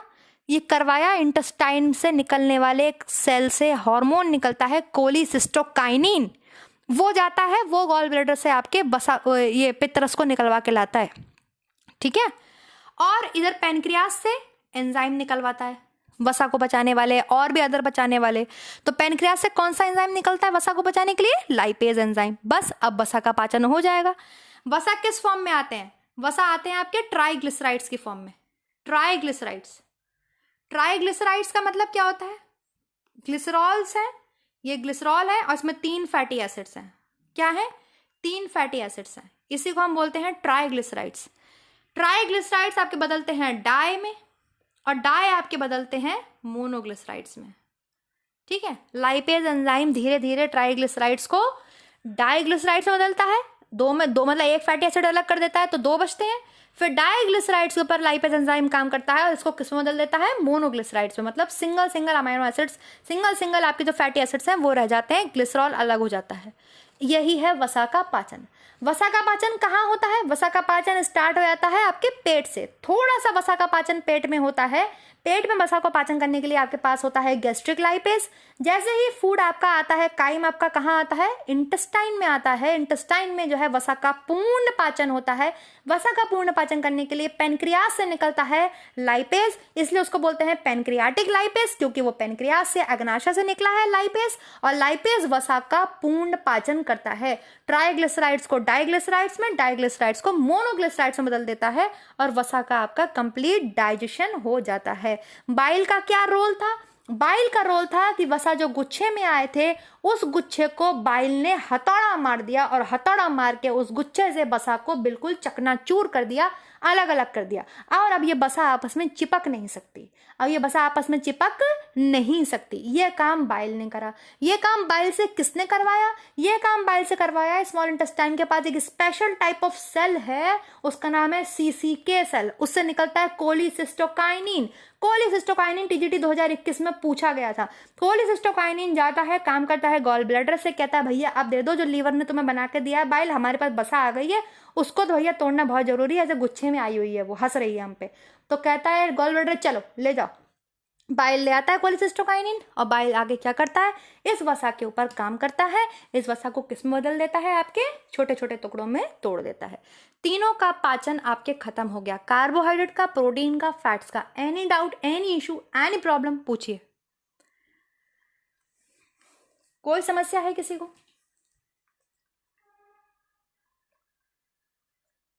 हो गया तीनों का पाचन। आप थोड़ा सा पीएच याद रखेंगे। मुख में आपके सलाइवरी ग्लैंड्स है, पीएच होगा 6.8। हल्का सा, बहुत हल्का सा आपके अम्लीय होता है क्या? आपकी सलाइवा, आपकी लार, लार का पीएच क्या होता है? 6.8, हल्का सा अम्लीय होता है, ठीक है। पेट में आपकी क्या है? HCl, पीएच क्या होगा? 1.8। क्या होगा? 1.8। खतरनाक वाला अम्लीय होता है पेट, खतरनाक वाला अम्लीय। HCl है, हाइड्रोक्लोरिक एसिड है। HCl कितना होगा? 1.8। और ये होना जरूरी है प्रोटीन के पाचन के लिए। फिर जब फूड आपके आता है ड्यूडेनम में, ड्यूडेनम मैंने आपको बताया है नहीं करती काम एसिडिक फूड पर। एसिडिक काइम पे ड्यूडेनम और पेनक्रियास काम नहीं करते। इनको क्या करना पड़ता है? इनको क्षारीय करना पड़ता है, ठीक है। एसिडिक काइम पर पेनक्रियाज और ड्यूडेनम काम नहीं करते। पेनक्रियाज कहता है मैं नहीं करूंगा इस अम्लीय फूड पर काम, मेरे को तो क्षारीय फूड चाहिए, तभी एंजाइम दूंगा तुम्हें मैं, ड्यूडेनम से बोलता है। तो ड्यूडेनम इस अम्लीय फूड को क्या करती है? क्षारीय करती है। कैसे करती है? उसकी जो खुद की ग्रंथि है, मैंने आपको बताई थी एक ब्रूनर ग्रंथि पाई जाती है उसकी सब म्यूकोसल लेयर में, वो ब्रूनर ग्रंथि भी इस फूड को क्षारीय करने का काम करती है। और कोलिसिस्टोकाइनिन जब बाइल को लेकर आता है तो बाइल इतना क्षारीय होता है कि वो काइम को क्षारीय कर देता है, ठीक है। बाइल बहुत क्षारीय होता है। तो आपके यहाँ पे जो है पीएच क्या हो जाएगा? 7.8। कितना पीएच हो जाएगा? 7.8। और अब पेनक्रियाज जो है अपने एंजाइम्स देता है और क्या होता है? डाइजेशन होता है। यहाँ पर आपकी बात खत्म होती है डाइजेस्टिव सिस्टम में, पाचन की बात बिल्कुल खत्म होती है, कंप्लीट होता है पाचन। Any issue, any doubt, any problem? ये मैं लेयर आपको बताई चुकी हूँ। पूरा जीआई ट्रैक आपके जो पूरा जीआई ट्रैक है, ये पूरा आप मान समझ लीजिए आपका जो गैस्ट्रोइंटेस्टाइनल ट्रैक है, ये चीज ये आपके पूरा का पूरा, इसमें 4 लेयर हैं, बता चुकी हूँ आपको मैं। अंदर वाली लेयर को, जिसमें यहाँ पर ये फूड पड़ा रहता है, इस वाली लेयर को म्यूकस बोलते हैं, म्यूकस लेयर, म्यूकोसा लेयर बोलते हैं। इसके ऊपर होती है सब म्यूकोसा, इसके ऊपर होती है मस्क्यूलरिस, और सबसे बाहर होती है आपके सिरोसा। क्लास 12 की बुक उठा के देख लेना, 12th या 11th की अपनी SCRT हिंदी मीडियम माध्यमिक शिक्षा परिषद की, उसमें ये सब दिया हुआ है, ठीक है। आपके जीआई ट्रैक की 4 लेयर्स हैं स्टूडेंट्स, ठीक है। 4 लेयर से मिलके, मतलब 4 तरीके की मसल से मिलके आपकी जो जीआई ट्रैक है वो बनी है। जीआई ट्रैक मतलब वो गैस्ट्रोइंटेस्टाइनल ट्रैक, वो आहार नाल, वो भोजन तंत्र, वो पाचन तंत्र आपका 4 लेयर से मिलके बना है। सबसे अंदर वाली लेयर जो जिससे फूड टच रहता है उस लेयर को म्यूकस लेयर बोलते हैं। उसके ऊपर वाली लेयर को सब म्यूकस लेयर बोलते हैं, ठीक है। म्यूकस को शायद श्लेष्म लेयर बोलते हैं हिंदी में। सब म्यूकस के ऊपर होती है मस्कुलरिस, और मस्कुलरिस की जो सबसे बाहर जो आउटर मोस्ट लेयर है, जो ये आपको दिख रही है, ये जो लेयर आपको दिख रही है, ये बाहर, ये पीली पीली, इसको बोलते हैं सिरोसा। क्या बोलते हैं? सिरोसा।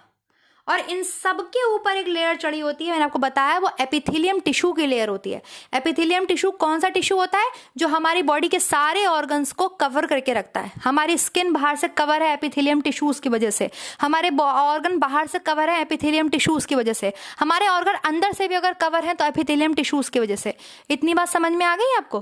तो ये 4 लेयर्स होती हैं आपके, गट बोलते हैं इसे, गट, या आप बोल सकते हैं कि गैस्ट्रोइंटेस्टाइनल हमारे 4 लेयर से मिलके बना है। सबसे अंदर वाली म्यूकस, फिर सब म्यूकस, फिर मस्कुलरिस, और आपके फिर है सिरोसा। बाहर से सबसे बाहर दिखाई दे रही है वो सिरोसा है। अब फूड आपके पड़ा है स्मॉल इंटेस्टाइन में कंप्लीट डाइजेशन हो गया है, भरपूर है स्मॉल इंटेस्टाइन के पास क्या, न्यूट्रिएंट। तो अब हम क्या करेंगे, एब्जॉर्प्शन करेंगे। एब्जॉर्प्शन पे आ जाए। अब क्या होगा, आपके एब्जॉर्प्शन होगा। जब मैंने आपको स्मॉल इंटेस्टाइन पढ़ाया था तो मैंने आपको बताया था एब्जॉर्प्शन कहाँ होगा, आपका अधिकांश एब्जॉर्प्शन कहाँ होता है। आपने बताया मैम अधिकांश एब्जॉर्प्शन स्मॉल इंटेस्टाइन में होता है, छोटी आंत में होता है। क्यों होता है, मैंने आपको पढ़ाया है क्यों, क्योंकि स्मॉल इंटेस्टाइन फोल्डेड है। स्मॉल इंटेस्टाइन फोल्डेड है, और जब कोई चीज फोल्डेड होती है तो बताइए उसका सरफेस एरिया बढ़ता है कि घटता है। मैंने आपको समझाया था कि आप अगर सतह ऐसी प्लेन है, ऐसी प्लेन सतह पे आप पानी डालेंगे वो बहता चला जाएगा, रुकेगा नहीं। और वहीं आप ऐसी सतह पे पानी डालिए तो पानी आपके रुकेगा ना। तो जब स्मॉल इंटेस्टाइन को काट के देखा तो देखा कि इसमें तो फोल्ड्स है, ठीक भाई, फोल्ड्स है। मैंने आपको बताया था सबसे जो सब म्यूकस लेयर तक इसकी फोल्ड है, 2 लेयर है ना, ये म्यूकोसा है, ये सब म्यूकोसा है। तो ये सब म्यूकोसा लेयर इसकी फोल्ड है, किसकी, स्मॉल इंटेस्टाइन की। क्या देखा स्मॉल इंटेस्टाइन में हमने, ऐसे बड़े बड़े फोल्ड्स हैं, ये सब म्यूकोसा फोल्ड है। इसको क्या बोला था, प्लाइके सर्कुलरिस बोला था। फिर इसके ऊपर म्यूकस लेयर होगी, ये म्यूकस लेयर भी फोल्डेड है। ऐसे फोल्ड्स बनाए थे मैंने कि म्यूकस लेयर भी फोल्डेड है आपकी, बिल्कुल आपने बोला यस मैम फोल्डेड है। म्यूकस लेयर के ऊपर मैंने आपको बताया एक सेल प्रेजेंट है, बहुत सारी सेल प्रेजेंट है। इसको क्या बोलेंगे आप, विलाय बोलेंगे, विलाय है ना, यही विलायज आपके क्या करते हैं, एब्जॉर्ब करते हैं न्यूट्रिएंट्स को, है ना। इसके ऊपर आपके एक सेल है, स्पेशल टाइप ऑफ एपिथेलियम, जो कि आपके ये माइक्रोविलाइज बनाती है। बताया था ना आपको, ब्रश बॉर्डर एंजाइम्स निकालती है, माइक्रोविलाइज बनाती है। तो मैं बहुत दूर दूर बना रही हूँ, बहुत पास पास होते हैं ये, इस तरीके से इन्हें हम माइक्रोविलाइज बोलते हैं। सबसे पहले फूड किसके टच में आएगा, आप ये बताइए। जो फूड डाइजेस्ट हो गया, न्यूट्रिएंट जो हमारी स्मॉल इंटेस्टाइन में पड़े हैं, वो सबसे पहले किसके टच में आएंगे, वो सबसे पहले प्लाइके सर्कुलरिस के टच में आएंगे, या विलाइज माइक्रोविलाइज के टच में आएंगे, या विलाय के टच में आएंगे। बताइए, आप आंसर करिए, अपनी बुद्धि से बताइए आप। सबसे पहले जो फूड है वो किसके टच में आएगा। एक पाइप है, ये पाइप है, मान लो ये पाइप है, ये पाइप की सबसे अंदर वाली लेयर है, ठीक है। क्या है ये, पाइप की सबसे अंदर वाली लेयर है, ठीक। ये उसके ऊपर की लेयर है, फिर ये उसके ऊपर की लेयर है, फिर ये उसके ऊपर की लेयर है, ठीक। पानी बताओ कौन सी लेयर में होगा, आप बताओ पानी कौन सी लेयर में होगा पाइप के, यही तो होगा पानी, यही तो पानी होगा। तो ये कौन सी लेयर है, ये म्यूकस लेयर है ना, यही तो फूड पड़ा होगा आपके। ये सब म्यूकस लेयर है, ये आपकी कौन सी है, मस्कुलरिस लेयर है, ये कौन सी है आपके, सिरोसा लेयर है। तो फूड यही तो पड़ा है, यही तो फूड पड़ा है।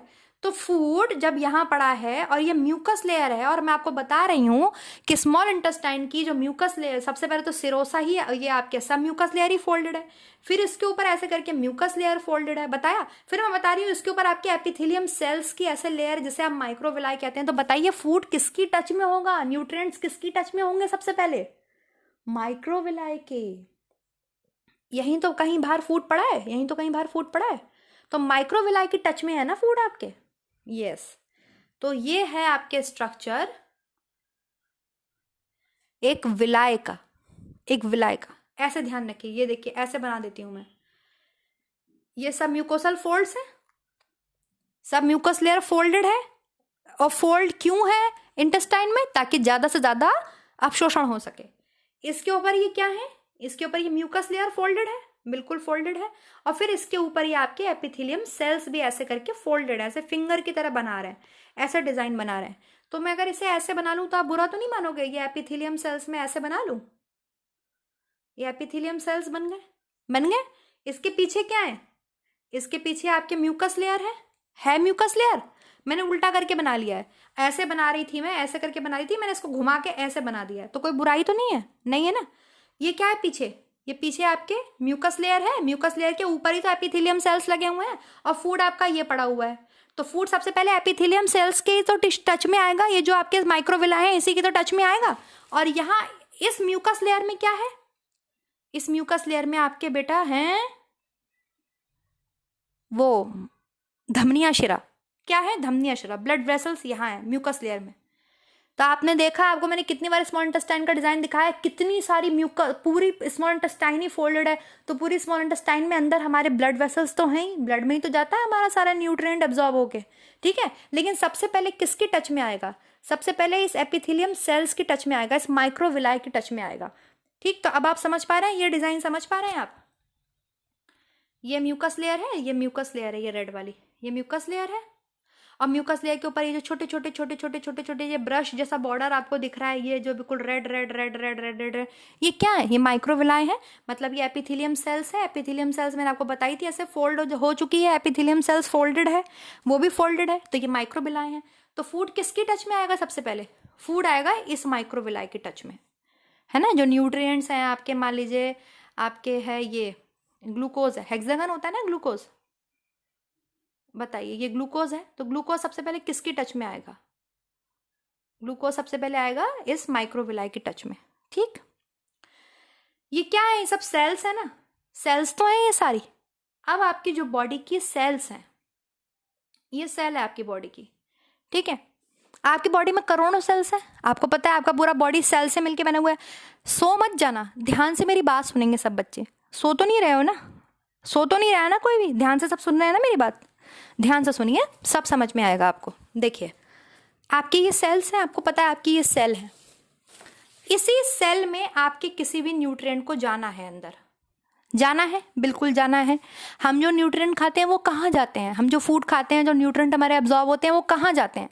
वो सेल में जाते हैं, आपको पता है वो सेल में जाते हैं, ठीक। सेल में जाते हैं, बिल्कुल सेल में जाते हैं, आपको पता है ये चीज। लेकिन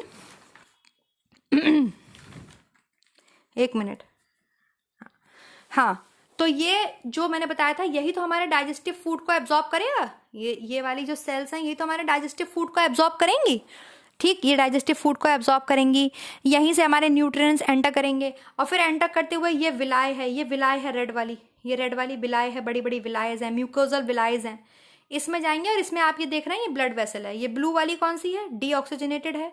और ये रेड वाली कौन सी है? ऑक्सीजनेटेड है।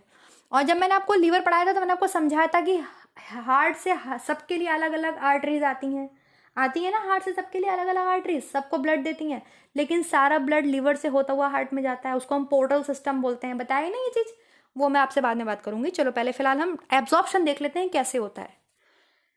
मैं आपको बता चुकी हूँ, ये सेल्स हैं, ये सब सेल हैं, एपिथेलियम सेल हैं सारी की सारी, और हमारा जो सारे न्यूट्रिएंट्स हैं वो इसी से होते हुए जाएंगे, इसी से होते हुए अंदर एंटर करेंगे विलाय में, और फिर हमारी ब्लड वेसल्स में घुस जाएंगे, और फिर हमारे पूरे बॉडी में चले जाएंगे। लेकिन इतना आसान नहीं होता है स्टूडेंट, न्यूट्रिएंट्स इतनी आसानी से हमारी सेल मेम्ब्रेन के अंदर नहीं घुसते हैं। अब आप ध्यान से मेरी बात को सुनेंगे। हमारी सेल है, ये सेल है मान लीजिए आपकी बॉडी की, सेल के चारों ओर क्या प्रेजेंट होता है? आपका घर है, आप घर बनाते हो, आप घर कैसे बनाते हो? घर के चारों ओर आप दीवार बनाते हो, नहीं बनाते हो? दीवारों के अंदर ही तो आप रहते हो। तो सेल का माइटोकॉन्ड्रिया, सेल का ये माइटोकॉन्ड्रिया है, सेल का ये न्यूक्लियस है, सेल में गोल्गी अपैरेटस है, सेल में एंडोप्लाज्मिक रेटिकुलम है, आपको पता है ये दुनिया भर की चीजें सेल के अंदर होती हैं, और ये सब एक लेयर से कवर होती हैं। आप जो भी फैट खाते हो ना, जो भी आप बसा खाते हो, जो भी फैट आप खाते हो, बहुत सारे काम होते हैं फैट्स के, लेकिन आपकी सेल मेम्ब्रेन बनाती हैं फैट। ये जो सेल है, इसके चारों ओर की जो दीवारें हैं, जिसको आप सेल मेम्ब्रेन बोलते हो, ये तो बात आपको पता है ना कि प्लांट सेल के पास एक एक्स्ट्रा सेल मेम्ब्रेन होती है, जिसे हम सेल वॉल बोलते हैं। प्लांट्स के पास सेल मेम्ब्रेन भी है, सेल वॉल भी है, उसके बाद 2 दीवारें होती हैं। लेकिन हम ह्यूमंस के अंदर केवल एक सेल वॉल होती है, ये तो आप जानते हो, कोशिका चैप्टर आपने पढ़ा है ना। तो सेल की जो वॉल होती है ना स्टूडेंट, ये सेल की जो वॉल है, इसके अंदर आपके सेल के ऑर्गन्स जिंदा रहते हैं, यहाँ सब साइटोप्लाज्म भरा हुआ है हर जगह। यह सेल वॉल लिपिड्स की बनी होती है। किसकी बनी होती है? लिपिड्स की बनी होती है। लिपिड्स मतलब वसा की बनी होती है, ठीक है। तो पहले आपको, अब इसी में तो एब्जॉर्प्शन होगा अंदर, सेल के अंदर ही तो जानी है हर एक चीज। हमने जो न्यूट्रिएंट्स खाए वो हमारी सेल ही तो यूज करेंगे। और कौन यूज करता है हमारे शरीर में? कोई ब्लड थोड़ी यूज करता है। ब्लड तो केवल कनेक्टिव टिश्यू है, वो तो केवल कनेक्शन बनाता है, वो तो उसने न्यूट्रिएंट अब्सॉर्ब करे और वो हर सेल तक, शरीर के हर सेल तक। आपने पेट में खाना खाया, आपकी ग्लूकोज को आपका दिमाग भी यूज कर रहा है। कैसे यूज कर पा रहा है? आपके शरीर से ब्लड से होते हुए जा रहा है, दिमाग के जो न्यूरॉन सेल हैं वही तो उसको यूज कर रहे हैं। तो हर एक सेल की जो लेयर है, जो आउटर मोस्ट लेयर है सेल की स्टूडेंट, ये इसको सेल मेम्ब्रेन बोलते हैं। आप शायद हिंदी में इसको कोशिका भित्ति बोलते हैं, आई थिंक, या हिंदी में कोशिका झिल्ली बोलते हैं, आई डोंट नो, लेकिन इसे मेम्ब्रेन बोलते हैं। ये सेल को कवर करने वाली मेम्ब्रेन सेल मेम्ब्रेन कहलाती है। सारे न्यूट्रिएंट्स को एब्जॉर्ब करना है, सेल मेम्ब्रेन को एब्जॉर्ब करना है, ठीक है। सेल मेम्ब्रेन के अंदर ही जाना है न्यूट्रिएंट्स को। तो आपको ये समझना पड़ेगा कि सेल मेम्ब्रेन से ही एब्जॉर्प्शन होगा। तो पहले हम सेल मेम्ब्रेन के स्ट्रक्चर को समझेंगे कि कैसे एब्जॉर्प्शन होगा। और मैं आपको बता रही हूं कि जो सेल मेम्ब्रेन है आपके, ये लिपिड्स का बना होता है। सारे सेल मेम्ब्रेन आपके लिपिड की बनी होती हैं। केवल लिपिड की भी नहीं बनी होती, ये फॉस्फोलिपिड की बनी होती हैं। फॉस्फोलिपिड क्या है? मतलब फॉस्फोरस है पास में, है ना, और क्या है? लिपिड है। फॉस्फोरस है और लिपिड है। तो अगर मैं आपसे पूछूं आपके शरीर की जो सेल्स हैं उसकी सेल मेम्ब्रेन किसकी बनी हुई है, सॉरी, तो आप क्या बोलेंगे? मैम फॉस्फोलिपिड की बनी हुई है। फॉस्फोलिपिड क्या होता है? कंजुगेटेड लिपिड है। कंजुगेटेड लिपिड मतलब संयुग्मी लिपिड है। इसमें क्या है? वसा के साथ एक दूसरी चीज भी है, तो वसा के साथ क्या है? फॉस्फोरस है। तो फॉस्फोलिपिड की बनी होती है आपकी सेल मेम्ब्रेन। अब आप देखेंगे कैसी बनी होती है, देखिए, और ये जरूरी है आपको पता होना। ये मान लीजिए आपकी सेल है, ठीक है। अब हमारे सेल को हमें दीवार बनानी है।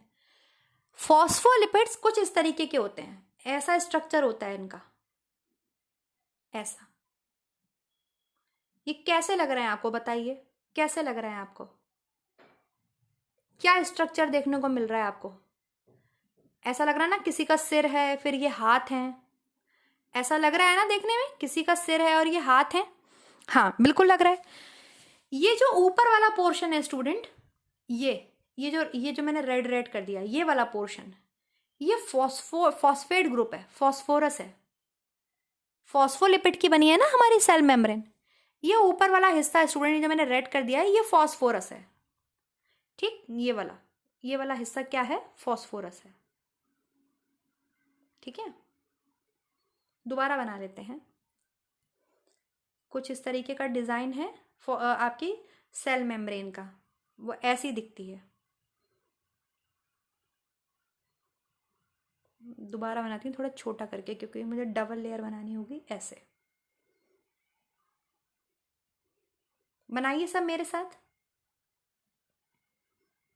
ऐसे है, ऐसे है हमारी सेल मेम्ब्रेन का स्ट्रक्चर। ऐसा लग रहा है सिर है और नीचे पैर है।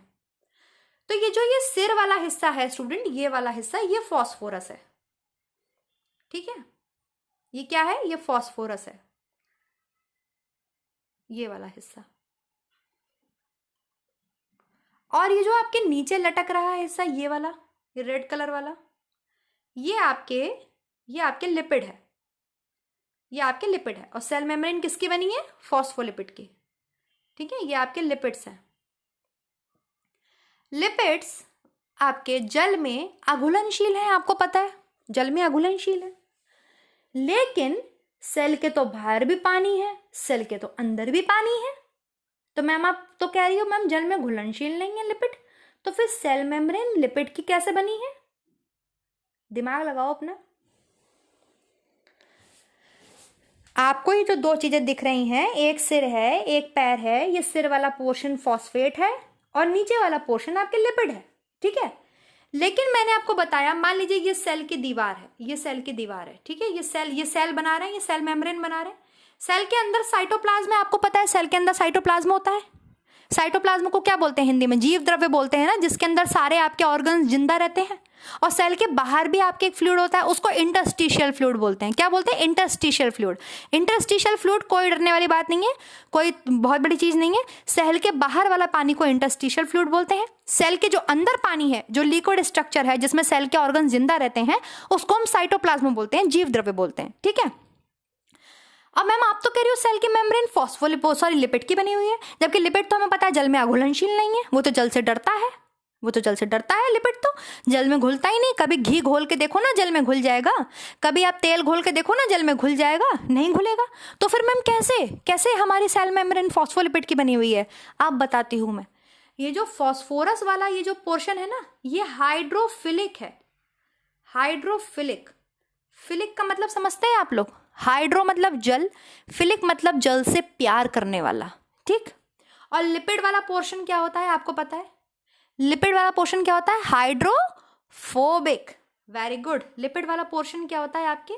हाइड्रोफोबिक। क्या होता है? हाइड्रोफोबिक। हाइड्रोफोबिक मतलब ये जल से डरता है, ये पानी से डरता है। तो देखिए, जब सेल मेम्ब्रेन बनेगी, ऐसे करके बनेंगे ये, तो ऊपर वाला जो पोर्शन है ये फॉस्फोरस वाला, ये किसके टच में आ गया? ये पानी के टच में आ गया। मैंने आपको बताया ना, सेल के बाहर भी पानी है, सेल के अंदर भी पानी है। तो ये ऊपर वाला पोर्शन किसके टच में आ गया? ये वाला पोर्शन, ये वाला पोर्शन, ये सेल के बाहर जो पानी है उसके टच में आ गया।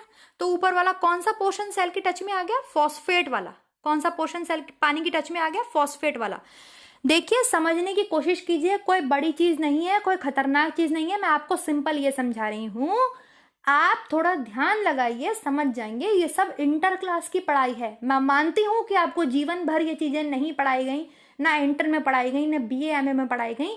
लेकिन अब जब आप प्रिपरेशन करते हैं ना, तैयारी करते हैं ना एग्जाम की, एलटी ग्रेड की, बड़े बड़े एग्जाम्स का आप नाम लेते हैं, DSSB, LT grade, TGT, PGT, वहां पे ये चीजें पूछी गई हैं। टीजीटी में नहीं पूछी गई तो बहुत अच्छी बात है, लेकिन एलटी ग्रेड वगैरह के लिए सब बहुत इंपॉर्टेंट है, ठीक है।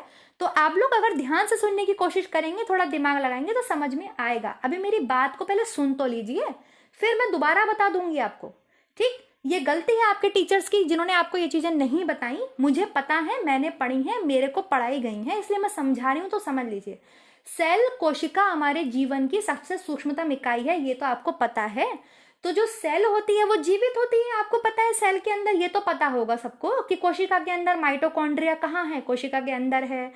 गोल्गी बॉडी कहाँ है? कोशिका के अंदर है। राइबोसोम्स, लाइबोसोम्स, ये सब सेल के ऑर्गन्स होते हैं, सेल के अंदर होते हैं। तो सेल को कोई एक चीज कवर करती है कि नहीं करती? आपके घर के अंदर बेडरूम, बाथरूम, लेटरिन सब क्या खुले में बनी है? दीवारें हैं कि नहीं है?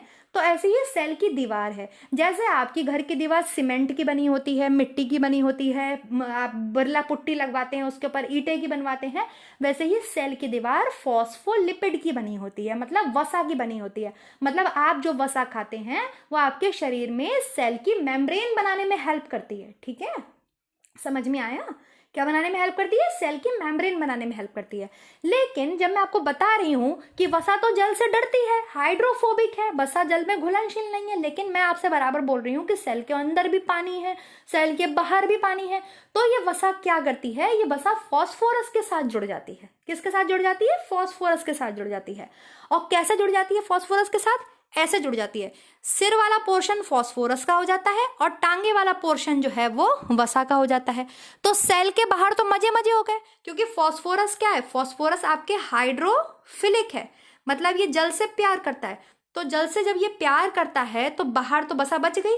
बाहर तो वसा जल के कांटेक्ट में नहीं आ रही है, वसा पानी के कांटेक्ट में नहीं आ रही है, ये लेयर पानी के कांटेक्ट में नहीं आ रही है। लेकिन अभी तो अंदर भी पानी है, अंदर भी तो पानी है, सेल के साइटोप्लाज्म है। इसीलिए हम ह्यूमंस की जो सेल मेम्ब्रेन होती है वो डबल सेल मेम्ब्रेन होती है। कैसे डबल सेल मेम्ब्रेन होती है? ये बहुत चालू है फैट, ये इधर भी अपने फॉस्फेट ग्रुप लगा लेता है और ऐसे करके बना लेता है, ऐसे ऐसे बनती है आपकी लेयर। बनाइए, देखिए,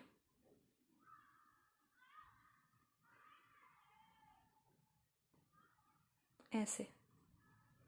उतना बढ़िया बना नहीं पा रही हूँ डिज़ाइन, बहुत दुख होता है, बस भद्दा बनाया डिज़ाइन मैंने, लेकिन मैं कोशिश कर रही हूँ।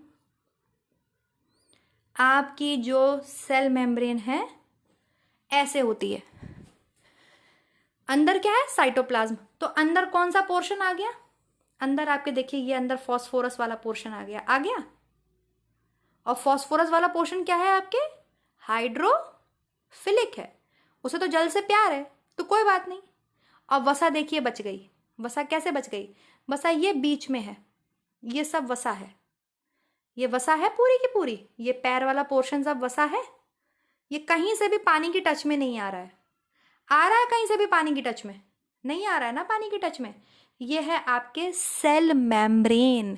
आपकी जो सेल मेम्ब्रेन है, हम ह्यूमंस में जो सेल मेम्ब्रेन है वो डबल सेल मेम्ब्रेन है। डबल सेल मेम्ब्रेन दिख रहा है ना कैसा डबल सेल मेम्ब्रेन है।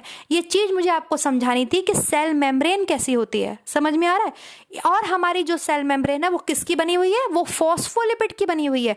क्यों फॉस्फोलिपिड की बनी हुई है? अब लिपिड्स हम खाते हैं तो भगवान बोले इसका लिपिड का क्या करूं, चलो ऐसा करते हैं सारी सेल की जो है दीवारें लिपिड की बना दो, क्योंकि मजबूत होता है लिपिड, थोड़ा मजबूत है भैया बना दो। लेकिन फिर भगवान ने देखा कि अरे अरे ये जल में तो घुलता नहीं है। और भैया जल तो होना जरूरी है, सेल के अंदर भी जल होना जरूरी है, सेल के बाहर भी जल होना जरूरी है, नम होना जरूरी है सेल। जल नहीं होगा तब ब्लड नहीं होगा, जल नहीं होगा तो कैसे चलेंगे सेल्स हमारी। तो भगवान बोले क्या करें, तो ये बोले चलो ऐसा करते हैं इसको लिपिड को फॉस्फोरस के साथ जोड़ दो और फिर दीवारें बना दो। ठीक है, केवल सीमेंट की दीवारें मत बनाओ, केवल ईटा की दीवारें मत बनाओ, उसमें सीमेंट भी लगा दो।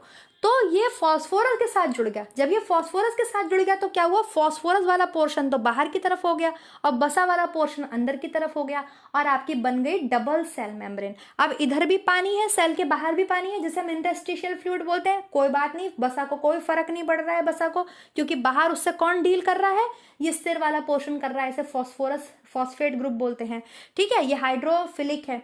और अंदर की तरफ साइटोप्लाज्म है तो भी बसा को कोई दिक्कत नहीं, क्योंकि अंदर भी तरफ कौन आपके साइटोप्लाज्म से कौन डील कर रहा है, फॉस्फेट वाला पोर्शन डील कर रहा है।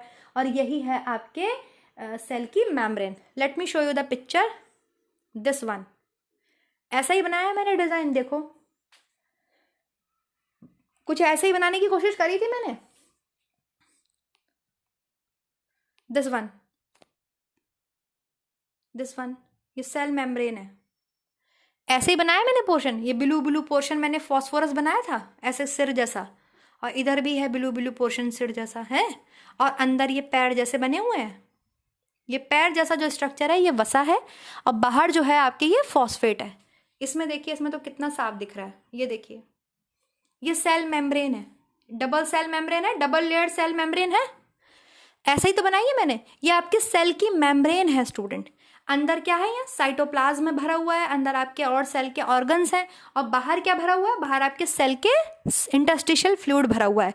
यही है आपकी सेल मेम्ब्रेन। तो सेल मेम्ब्रेन के अंदर न्यूट्रिएंट इतनी आसानी से नहीं आ पाते हैं। क्यों नहीं आ पाते हैं? इसीलिए नहीं आ पाते हैं, देखो डबल लेयर है, एक तो डबल लेयर है, कितनी मोटी लेयर हो गई, कितनी मोटी लेयर है, डबल लेयर है। ये देखिए जैसा मैंने बनाया था, इधर ये फॉस्फेट ग्रुप लगा हुआ है, ऊपर भी लगा हुआ है फॉस्फेट ग्रुप, और बीच में इनके पैर हैं, ये सब लिपिड्स के पैर हैं। ऐसे ही तो मैंने कुछ डिजाइन बनाया। तो भगवान ने क्या किया, देखा कि इतनी मोटी सेल मेम्ब्रेन बन जा रही है, तो इसमें एक प्रोटीन्स लगा दिए। ये प्रोटीन्स लगा दिए यहाँ जगह जगह, जगह जगह सेल मेम्ब्रेन में प्रोटीन्स लगे हुए हैं। इन्हीं को हम चैनल्स बोलते हैं, मीडियम्स बोलते हैं। कुछ न्यूट्रिएंट्स इन्हीं के रास्ते से सेल के अंदर एंटर कर पाते हैं। ठीक है, जैसे नदी के दो किनारों को आपके पुल जोड़ता है ना, ऐसे ही ये समझ लीजिए इतनी चौड़ी नदी है, और इसको देखिए ये प्रोटीन के ये ऐसे करके यहाँ प्रोटीन्स लगे होते हैं अलग अलग टाइप के सेल्स में, जो क्या करते हैं, न्यूट्रिएंट्स को अंदर आने देते हैं और बाहर जाने देते हैं, अंदर आने देते हैं और बाहर जाने में हेल्प करते हैं, ट्रांसपोर्टेशन करने में हेल्प करते हैं सेल के अंदर। तो सेल मेम्ब्रेन को समझना इसलिए ज़रूरी था। ठीक है, ये लगे हुए हैं सेल मेम्ब्रेन में प्रोटीन्स, ये देखिए ये लगे हैं। ये जो स्ट्रक्चर लगा है ना प्रोटीन्स का, ये प्रोटीन्स है। ये मैंने आपको बताया ना, ये देखिए ग्लूकोज इसमें से होता हुआ अंदर जा रहा है। इसमें से कैसे जाएगा अंदर ग्लूकोज? इतनी मोटी सेल मेम्ब्रेन है, ग्लूकोज कैसे अंदर जाएगा?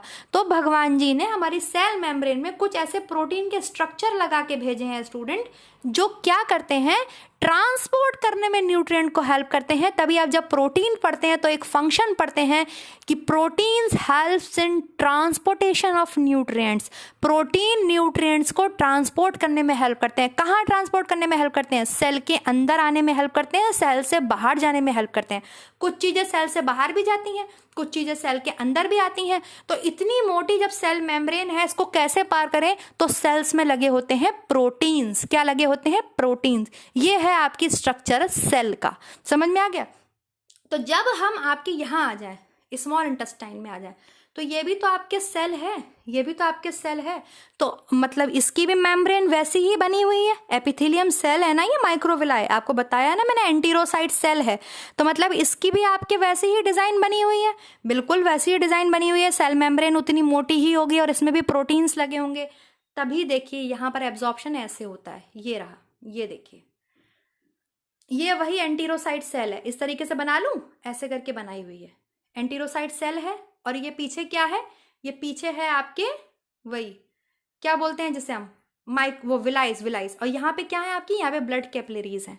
तो जब ग्लूकोज आपकी बॉडी में आता है, ग्लूकोज जब स्मॉल इंटेस्टाइन में होता है तो वो डायरेक्टली एब्जॉर्ब नहीं होता है स्टूडेंट सेल से। एक तो सेल मेम्ब्रेन मोटी होती है, ठीक है, प्लस ग्लूकोज का खुद का स्ट्रक्चर भी बड़ा होता है ना। हेक्सागन है ग्लूकोज, 6 कार्बन से मिलके बना होता है, तो ग्लूकोज का खुद का स्ट्रक्चर भी बड़ा होता है। तो इसके लिए भगवान ने प्रोटीन्स लगा के भेजे हैं हमारी सेल्स में, हमारी सेल्स में कुछ प्रोटीन्स लगा के भेजे हैं। ये प्रोटीन्स हमारी सेल में as a channel, as a medium, as a pump की तरह काम करते हैं, ठीक है। अब ये चैनल, मीडियम, पंप बहुत अंदर डीप जाके है, उसको आप मत समझिए, आप बस इतना समझिए कि ये सेल के अंदर जा कैसे पाते हैं, हमारी सेल में न्यूट्रिएंट्स जा कैसे पाते हैं। तो हमारी सेल में न्यूट्रिएंट्स किसी न किसी फैसिलिटेटर के थ्रू जा पाते हैं, किसी ना किसी प्रोटीन की वजह से जा पाते हैं। तो ये देखिए, ये लगे हैं इस सेल में प्रोटीन। तो ग्लूकोज, गैलेक्टोज और फ्रक्टोज बचता है कार्बोहाइड्रेट के पाचन के बाद। तो आपको पता है ग्लूकोज और गैलेक्टोज को लेके जाएगा SGLT1। ये SGLT1 क्या है, ये SGLT1 एक तरीके का प्रोटीन है जो सेल में लगा हुआ है। जैसे ये आपको मैंने दिखाया, ये वाला इमेज ये लगा है, मान लीजिए ये SGLT1 है, ठीक है, ये SGLT1 है, इसका नाम दे दिया SGLT1। तो ये देखिए, ये ग्लूकोज आ रहा है और इसने आराम से अपने अंदर से ग्लूकोज को सेल के अंदर कर दिया। इन्हीं को बोलते हैं प्रोटीन ट्रांसपोर्टर्स। क्या बोलते हैं, प्रोटीन ट्रांसपोर्टर्स। ये प्रोटीन के बने होते हैं और ये न्यूट्रिएंट्स को अपने अंदर से सेल के अंदर जाने देते हैं। क्यों, क्योंकि सेल की मेम्ब्रेन बहुत मोटी है, बहुत थिक है, ऊपर फॉस्फेट ग्रुप है, अंदर लिपिड्स का ग्रुप है, ये फंस जाएंगे, ये मॉलिक्यूल्स इसमें फंस जाएंगे, इसको पार ही नहीं कर पाएंगे इस मेम्ब्रेन को, ठीक है। ये आपके जो ये ट्रांसपोर्टेशन है, ये एक्टिव और पैसिव होता है। ये चीज मैं आपको यहां पर अभी नहीं समझाऊंगी, ये चीज मैं आपको एब्जॉर्प्शन वीडियो अलग से एक बनाऊंगी जिसमें मैं आपको ट्रांसपोर्टेशन समझाऊंगी कि कैसे कौन से न्यूट्रिएंट एक्टिव ट्रांसपोर्ट करते हैं, कैसे कौन से न्यूट्रिएंट पैसिव ट्रांसपोर्ट करते हैं, तब मैं आपको वो चीज समझाऊंगी। अभी बस अब इतना समझ लीजिए कि ये आपकी सेल है, ये आपकी सेल की मेम्ब्रेन है, ठीक है, लाइक दिस। ये देखिए, ये बता रहा है ना, ये सेल है, देखो ये सेल है, ये सेल का इतना हिस्सा काट लिया है, ये सेल ही तो है आपकी, ये सेल का इतना हिस्सा काट लिया है। और डबल मेम्ब्रेन होती है, देखिए ऐसी मेम्ब्रेन होती है सेल की, ये इतनी मोटी, और इसमें ये क्या लगे हुए हैं, इसमें जगह जगह ये प्रोटीन्स लगे हुए हैं, भगवान जी ने लगा के भेजे हैं।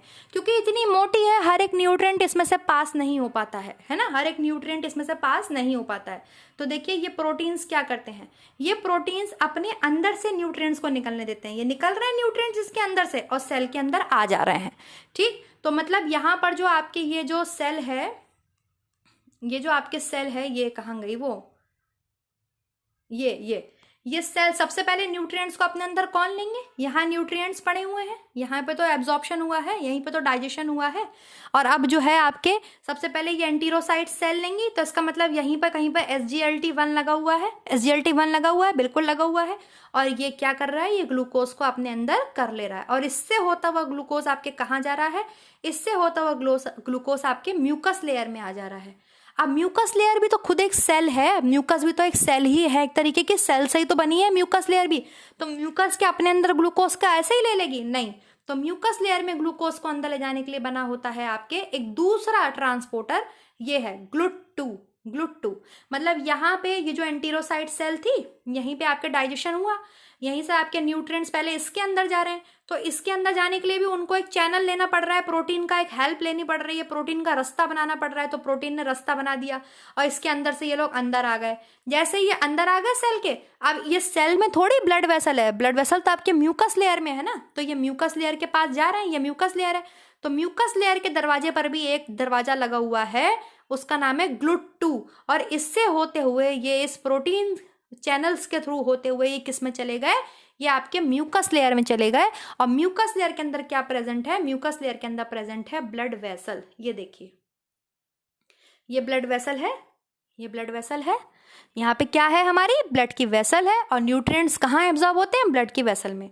यहीं पे यहाँ पे क्या लगे हुए हैं, ये एंटीरोसाइट्स लगे हुए हैं। यही चीज तो बनाई है मैंने, इतनी देर से बता रही हूँ आपको, ये ऐसे लगे हुए हैं। सबसे पहले न्यूट्रिएंट्स कहाँ आए, इसमें, लेकिन इसमें नहीं आ सकते, इतनी मोटी सेल की मेम्ब्रेन है। मैंने आपको सेल की मेम्ब्रेन बता दी। तो यहाँ पर क्या बने हुए हैं, इनको न्यूट्रिएंट्स को अंदर आने के लिए यहाँ पर भगवान जी ने प्रोटीन के चैनल लगा के भेजे हैं, प्रोटीन के रास्ते बना दिए हैं।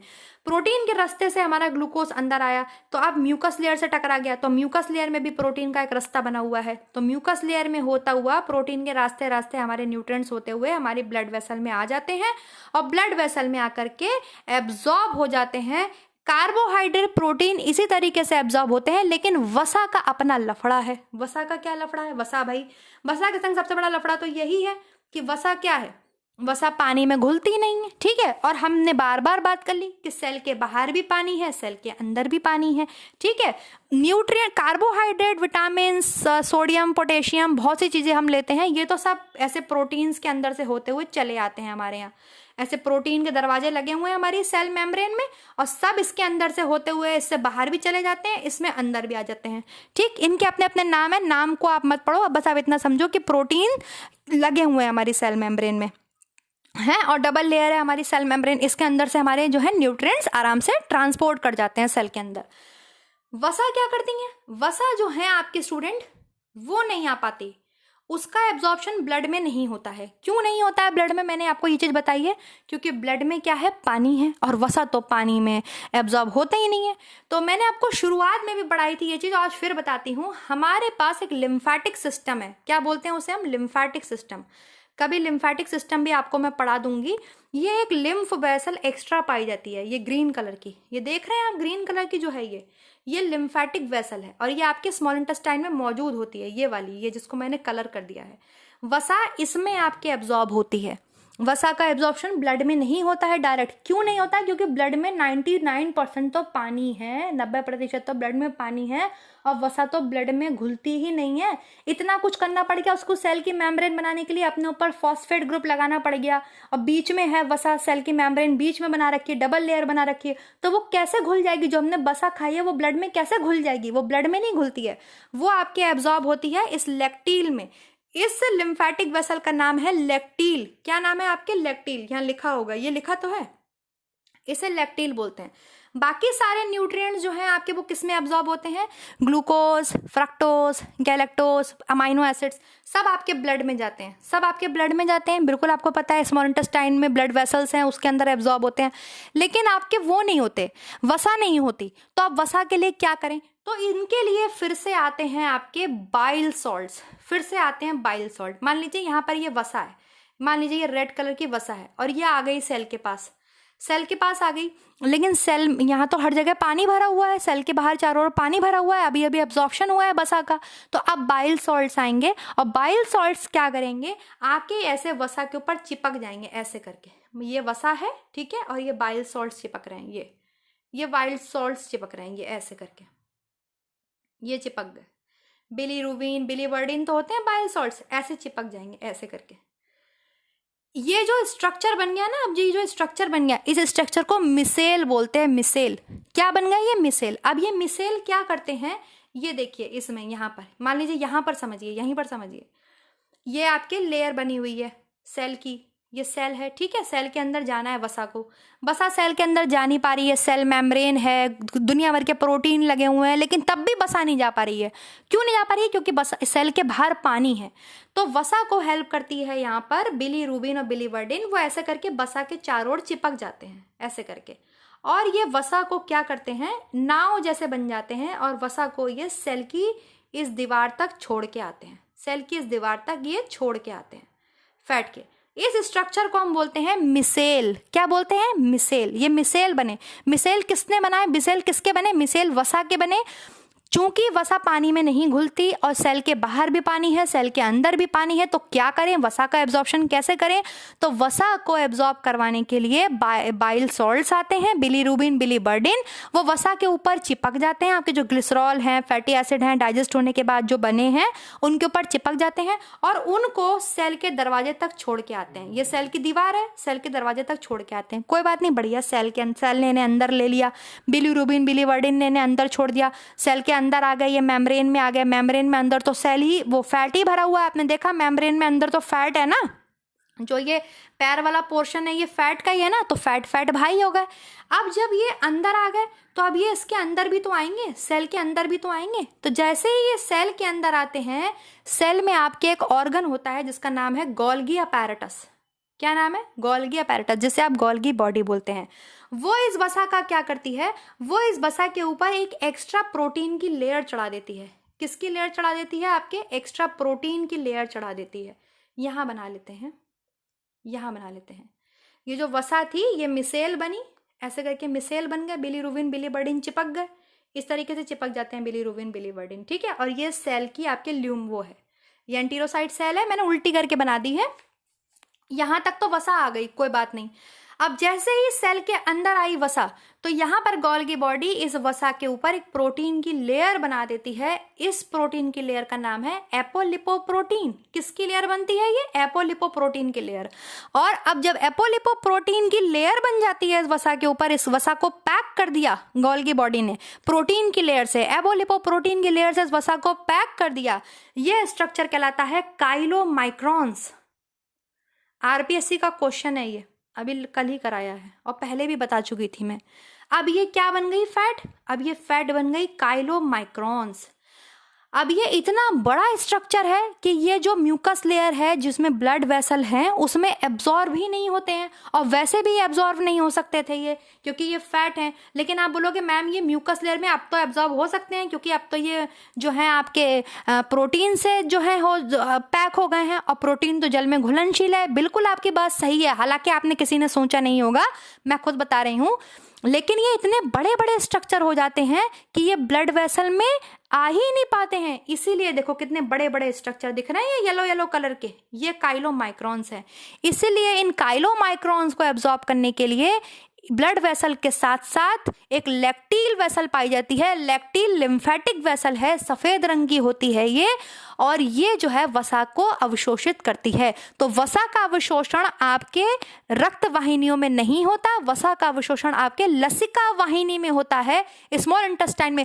हजारों स्मॉल इंटेस्टाइन में आपके हजारों विलाइज हैं, हजारों माइक्रोविलाइज हैं, और हर विलाई के पास आपके ये ब्लड वेसल्स भी हैं, और हर विलाई के पास आपके लैक्टील भी है। ये तो केवल एक विलाई बनी हुई है ना, ये तो केवल एक म्यूकोजल फोल्ड की मैं बात कर रही हूँ ना, ऐसा तो हजारों करोड़ों लाखों हैं, आपको पता है, और सबके पास ब्लड वेसल है, सबके पास लैक्टील है।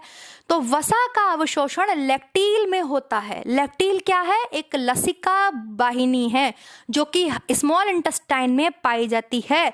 और किस फॉर्म में वसा अवशोषित होती है? काइलोमाइक्रॉन्स की फॉर्म में वसा अवशोषित होती है।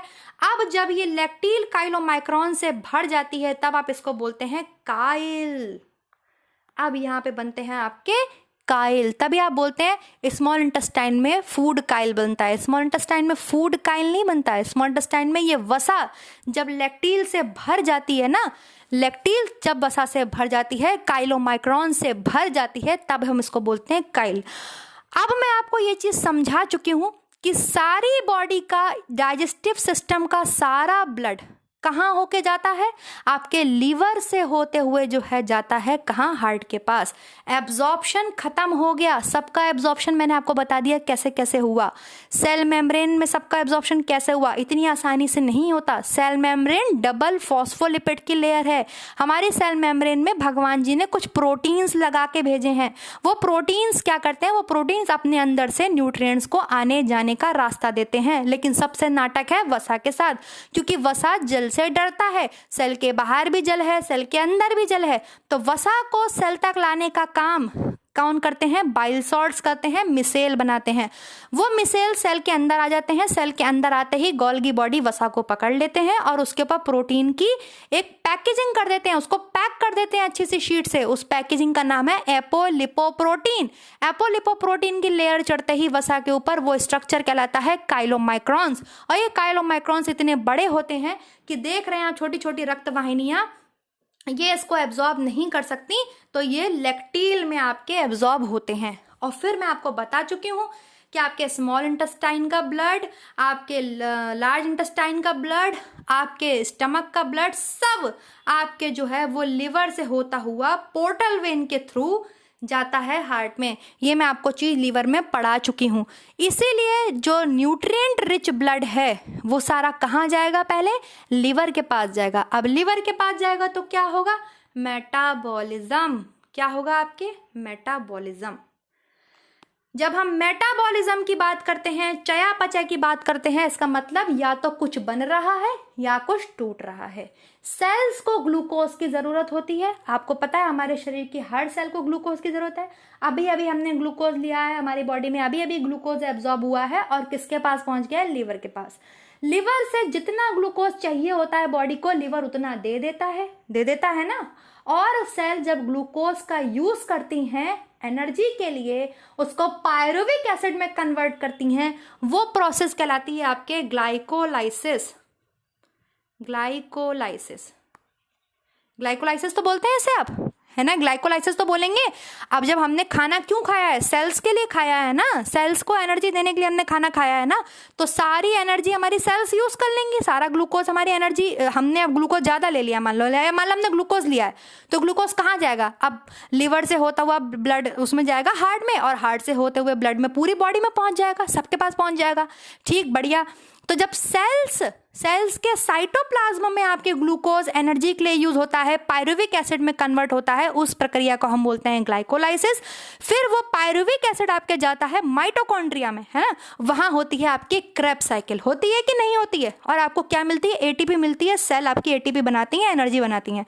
लेकिन हमने लिया है ज्यादा ग्लूकोज, है ना, हमारी बॉडी में ज्यादा ग्लूकोज है, उसको यूज कर लिया है सेल ने, उसके बाद भी बच रहा है, तो क्या होता है, लिवर की सेल्स उसको ग्लाइकोजन की फॉर्म में स्टोर कर लेती हैं और वो फैट में एडिपोज टिश्यूज में बसा की फॉर्म में स्टोर हो जाता है। इसमें हेल्प करता है इंसुलिन। इंसुलिन ये देखता है एज अ इंस्पेक्टर कि सारी सेल्स ने ग्लूकोज का यूज कर लिया, लेकिन फिर भी ये फर्जी ग्लूकोज ब्लड में टहल रहा है, चलो इसे बंद करो चल के जेल के अंदर। तो वो ग्लाइकोजन की फॉर्म में ग्लूकोज को लिवर में स्टोर कराता है। ग्लाइकोजन की फॉर्म में लिवर में ग्लूकोज का स्टोर होना क्या कहलाता है, ग्लाइकोजेनेसिस। क्या कहलाता है, ग्लाइकोजेनेसिस। और वसा में भी आपके वसा की फॉर्म में एडिपोज टिश्यूज में आपके लिवर वो ग्लूकोज स्टोर हो जाता है, मतलब लिपोजेनेसिस। ठीक है। अब प्रोटीन्स, अमाइनो एसिड्स का क्या होता है, अमाइनो एसिड्स भी आपके यूरिया साइकिल के थ्रू जो है बॉडी में यूज हो जाते हैं। और यूरिया साइकिल के थ्रू क्या बनती है, अमोनिया। अमोनिया को किस में कन्वर्ट करता है लिवर, आपके यूरिया में। यूरिया आपके पूरे ब्लड में घूमती है, लेकिन जब किडनी के पल्ले पड़ती है, किडनी उसको पकड़ती है, छान के ब्लड से बाहर कर देती है। ठीक, क्योंकि हमारी बॉडी का सारा डाइजेस्टिव ब्लड कहाँ जाता है, पहले लिवर में जाता है। ये चीज आप लिवर वाले वीडियो में देखिएगा, पोर्टल सिस्टम मौजूद है, पोर्टल वेन के थ्रू होते हुए सारा ब्लड लिवर में जाता है, फिर लिवर से हार्ट में जाता है। तो लिवर सारा काम कर लेता है। लिवर एक्स्ट्रा ग्लूकोज को ग्लाइकोजन की फॉर्म में स्टोर कर लेगा। लिवर जो ये काइलोमाइक्रोन्स आए हैं इसको बदल लेगा किसमें, HDL में, हाई डेंसिटी लिपोप्रोटीन्स में बदल लेगा, और इनको फैट्स को ग्लिसरॉल फैटी एसिड्स में कन्वर्ट कर लेगा। वो सब काम लिपिड्स का कर लेता है। कौन आपके कर लेता है, लिवर। और इसी तरीके से आपके मेटाबॉलिज्म कंप्लीट हो जाता है। मेटाबॉलिज्म आपके जो भी होता है, ग्लाइकोजेनेसिस, ग्लाइकोजिनोलाइसिस, ग्लाइकोनियोजेनेसिस, ये सब मैं आपको कई बार समझा चुकी हूँ। आपके खत्म होता है ये टॉपिक। 2 घंटे का क्लास हो गया है। किसी को कोई समस्या, कोई समस्या, ये दिख रही है, ये देखिए साफ दिख रहा है। ये येलो में क्या भरे हैं, काइलोमाइक्रॉन्स भरे हैं, ये बड़े बड़े, ये लिम्फेटिक वेसल है। और वहीं देखिए ये आपके जो ब्लू हो गया, मैंने आपको बताया था कि सारा डीऑक्सीजनेटेड ब्लड जाता है पोर्टल वेन है ना, वेन में तो अशुद्ध रक्त होता है ना, अशुद्ध रक्त कुछ नहीं होता, बस रक्त की यहाँ तक आते आते छोटे छोटे पार्ट्स तक आते आते क्या छिन जाती है, कार्बन डाइऑक्साइड छिन जाती है। मैं आपको ये चीज़ लिवर में बहुत अच्छे से पढ़ा चुकी हूँ, जिन्होंने लिवर मेरे से अभी पढ़ा है, कि पोर्टल वेन के थ्रू होते हुए, क्योंकि डाइजेस्टिव सिस्टम का सारा ब्लड डायरेक्ट ब्लड हार्ट में नहीं जा सकता और जाना भी नहीं चाहिए, क्योंकि हमने इतना सारा न्यूट्रिएंट खाया है, तो न्यूट्रिएंट का यूज़ हार्ट क्या करेगा। हार्ट को क्या मतलब है तुमने न्यूट्रिएंट खाए नहीं खाए, हार्ट को तो बस पंप करना है ना, हार्ट को तो बस पंप करना है, उसे तुमसे मतलब नहीं है तुमने न्यूट्रिएंट खाए कि नहीं खाए, उसे तो ब्लड पंप करना है। मतलब है लीवर को, मतलब है हमारी सेल्स को। तो लिवर जो है इसीलिए अपने अंदर से सारे डाइजेस्टिव ब्लड को, सारे डाइजेस्टिव जितने भी एब्जॉर्ब आपके न्यूट्रिएंट्स हैं उसको अपने अंदर से भेजता है हार्ट के पास, तो वो सारी चीज़ों को अपने अंदर रोक लेता है और बाकी ब्लड को हार्ट में भेज देता है। ठीक है, समझ में आ गया, इतनी चीज़ आपको समझ में आ गई। कोई प्रॉब्लम कोई इशू हो तो आप मुझसे कमेंट सेक्शन में पूछ सकते हैं।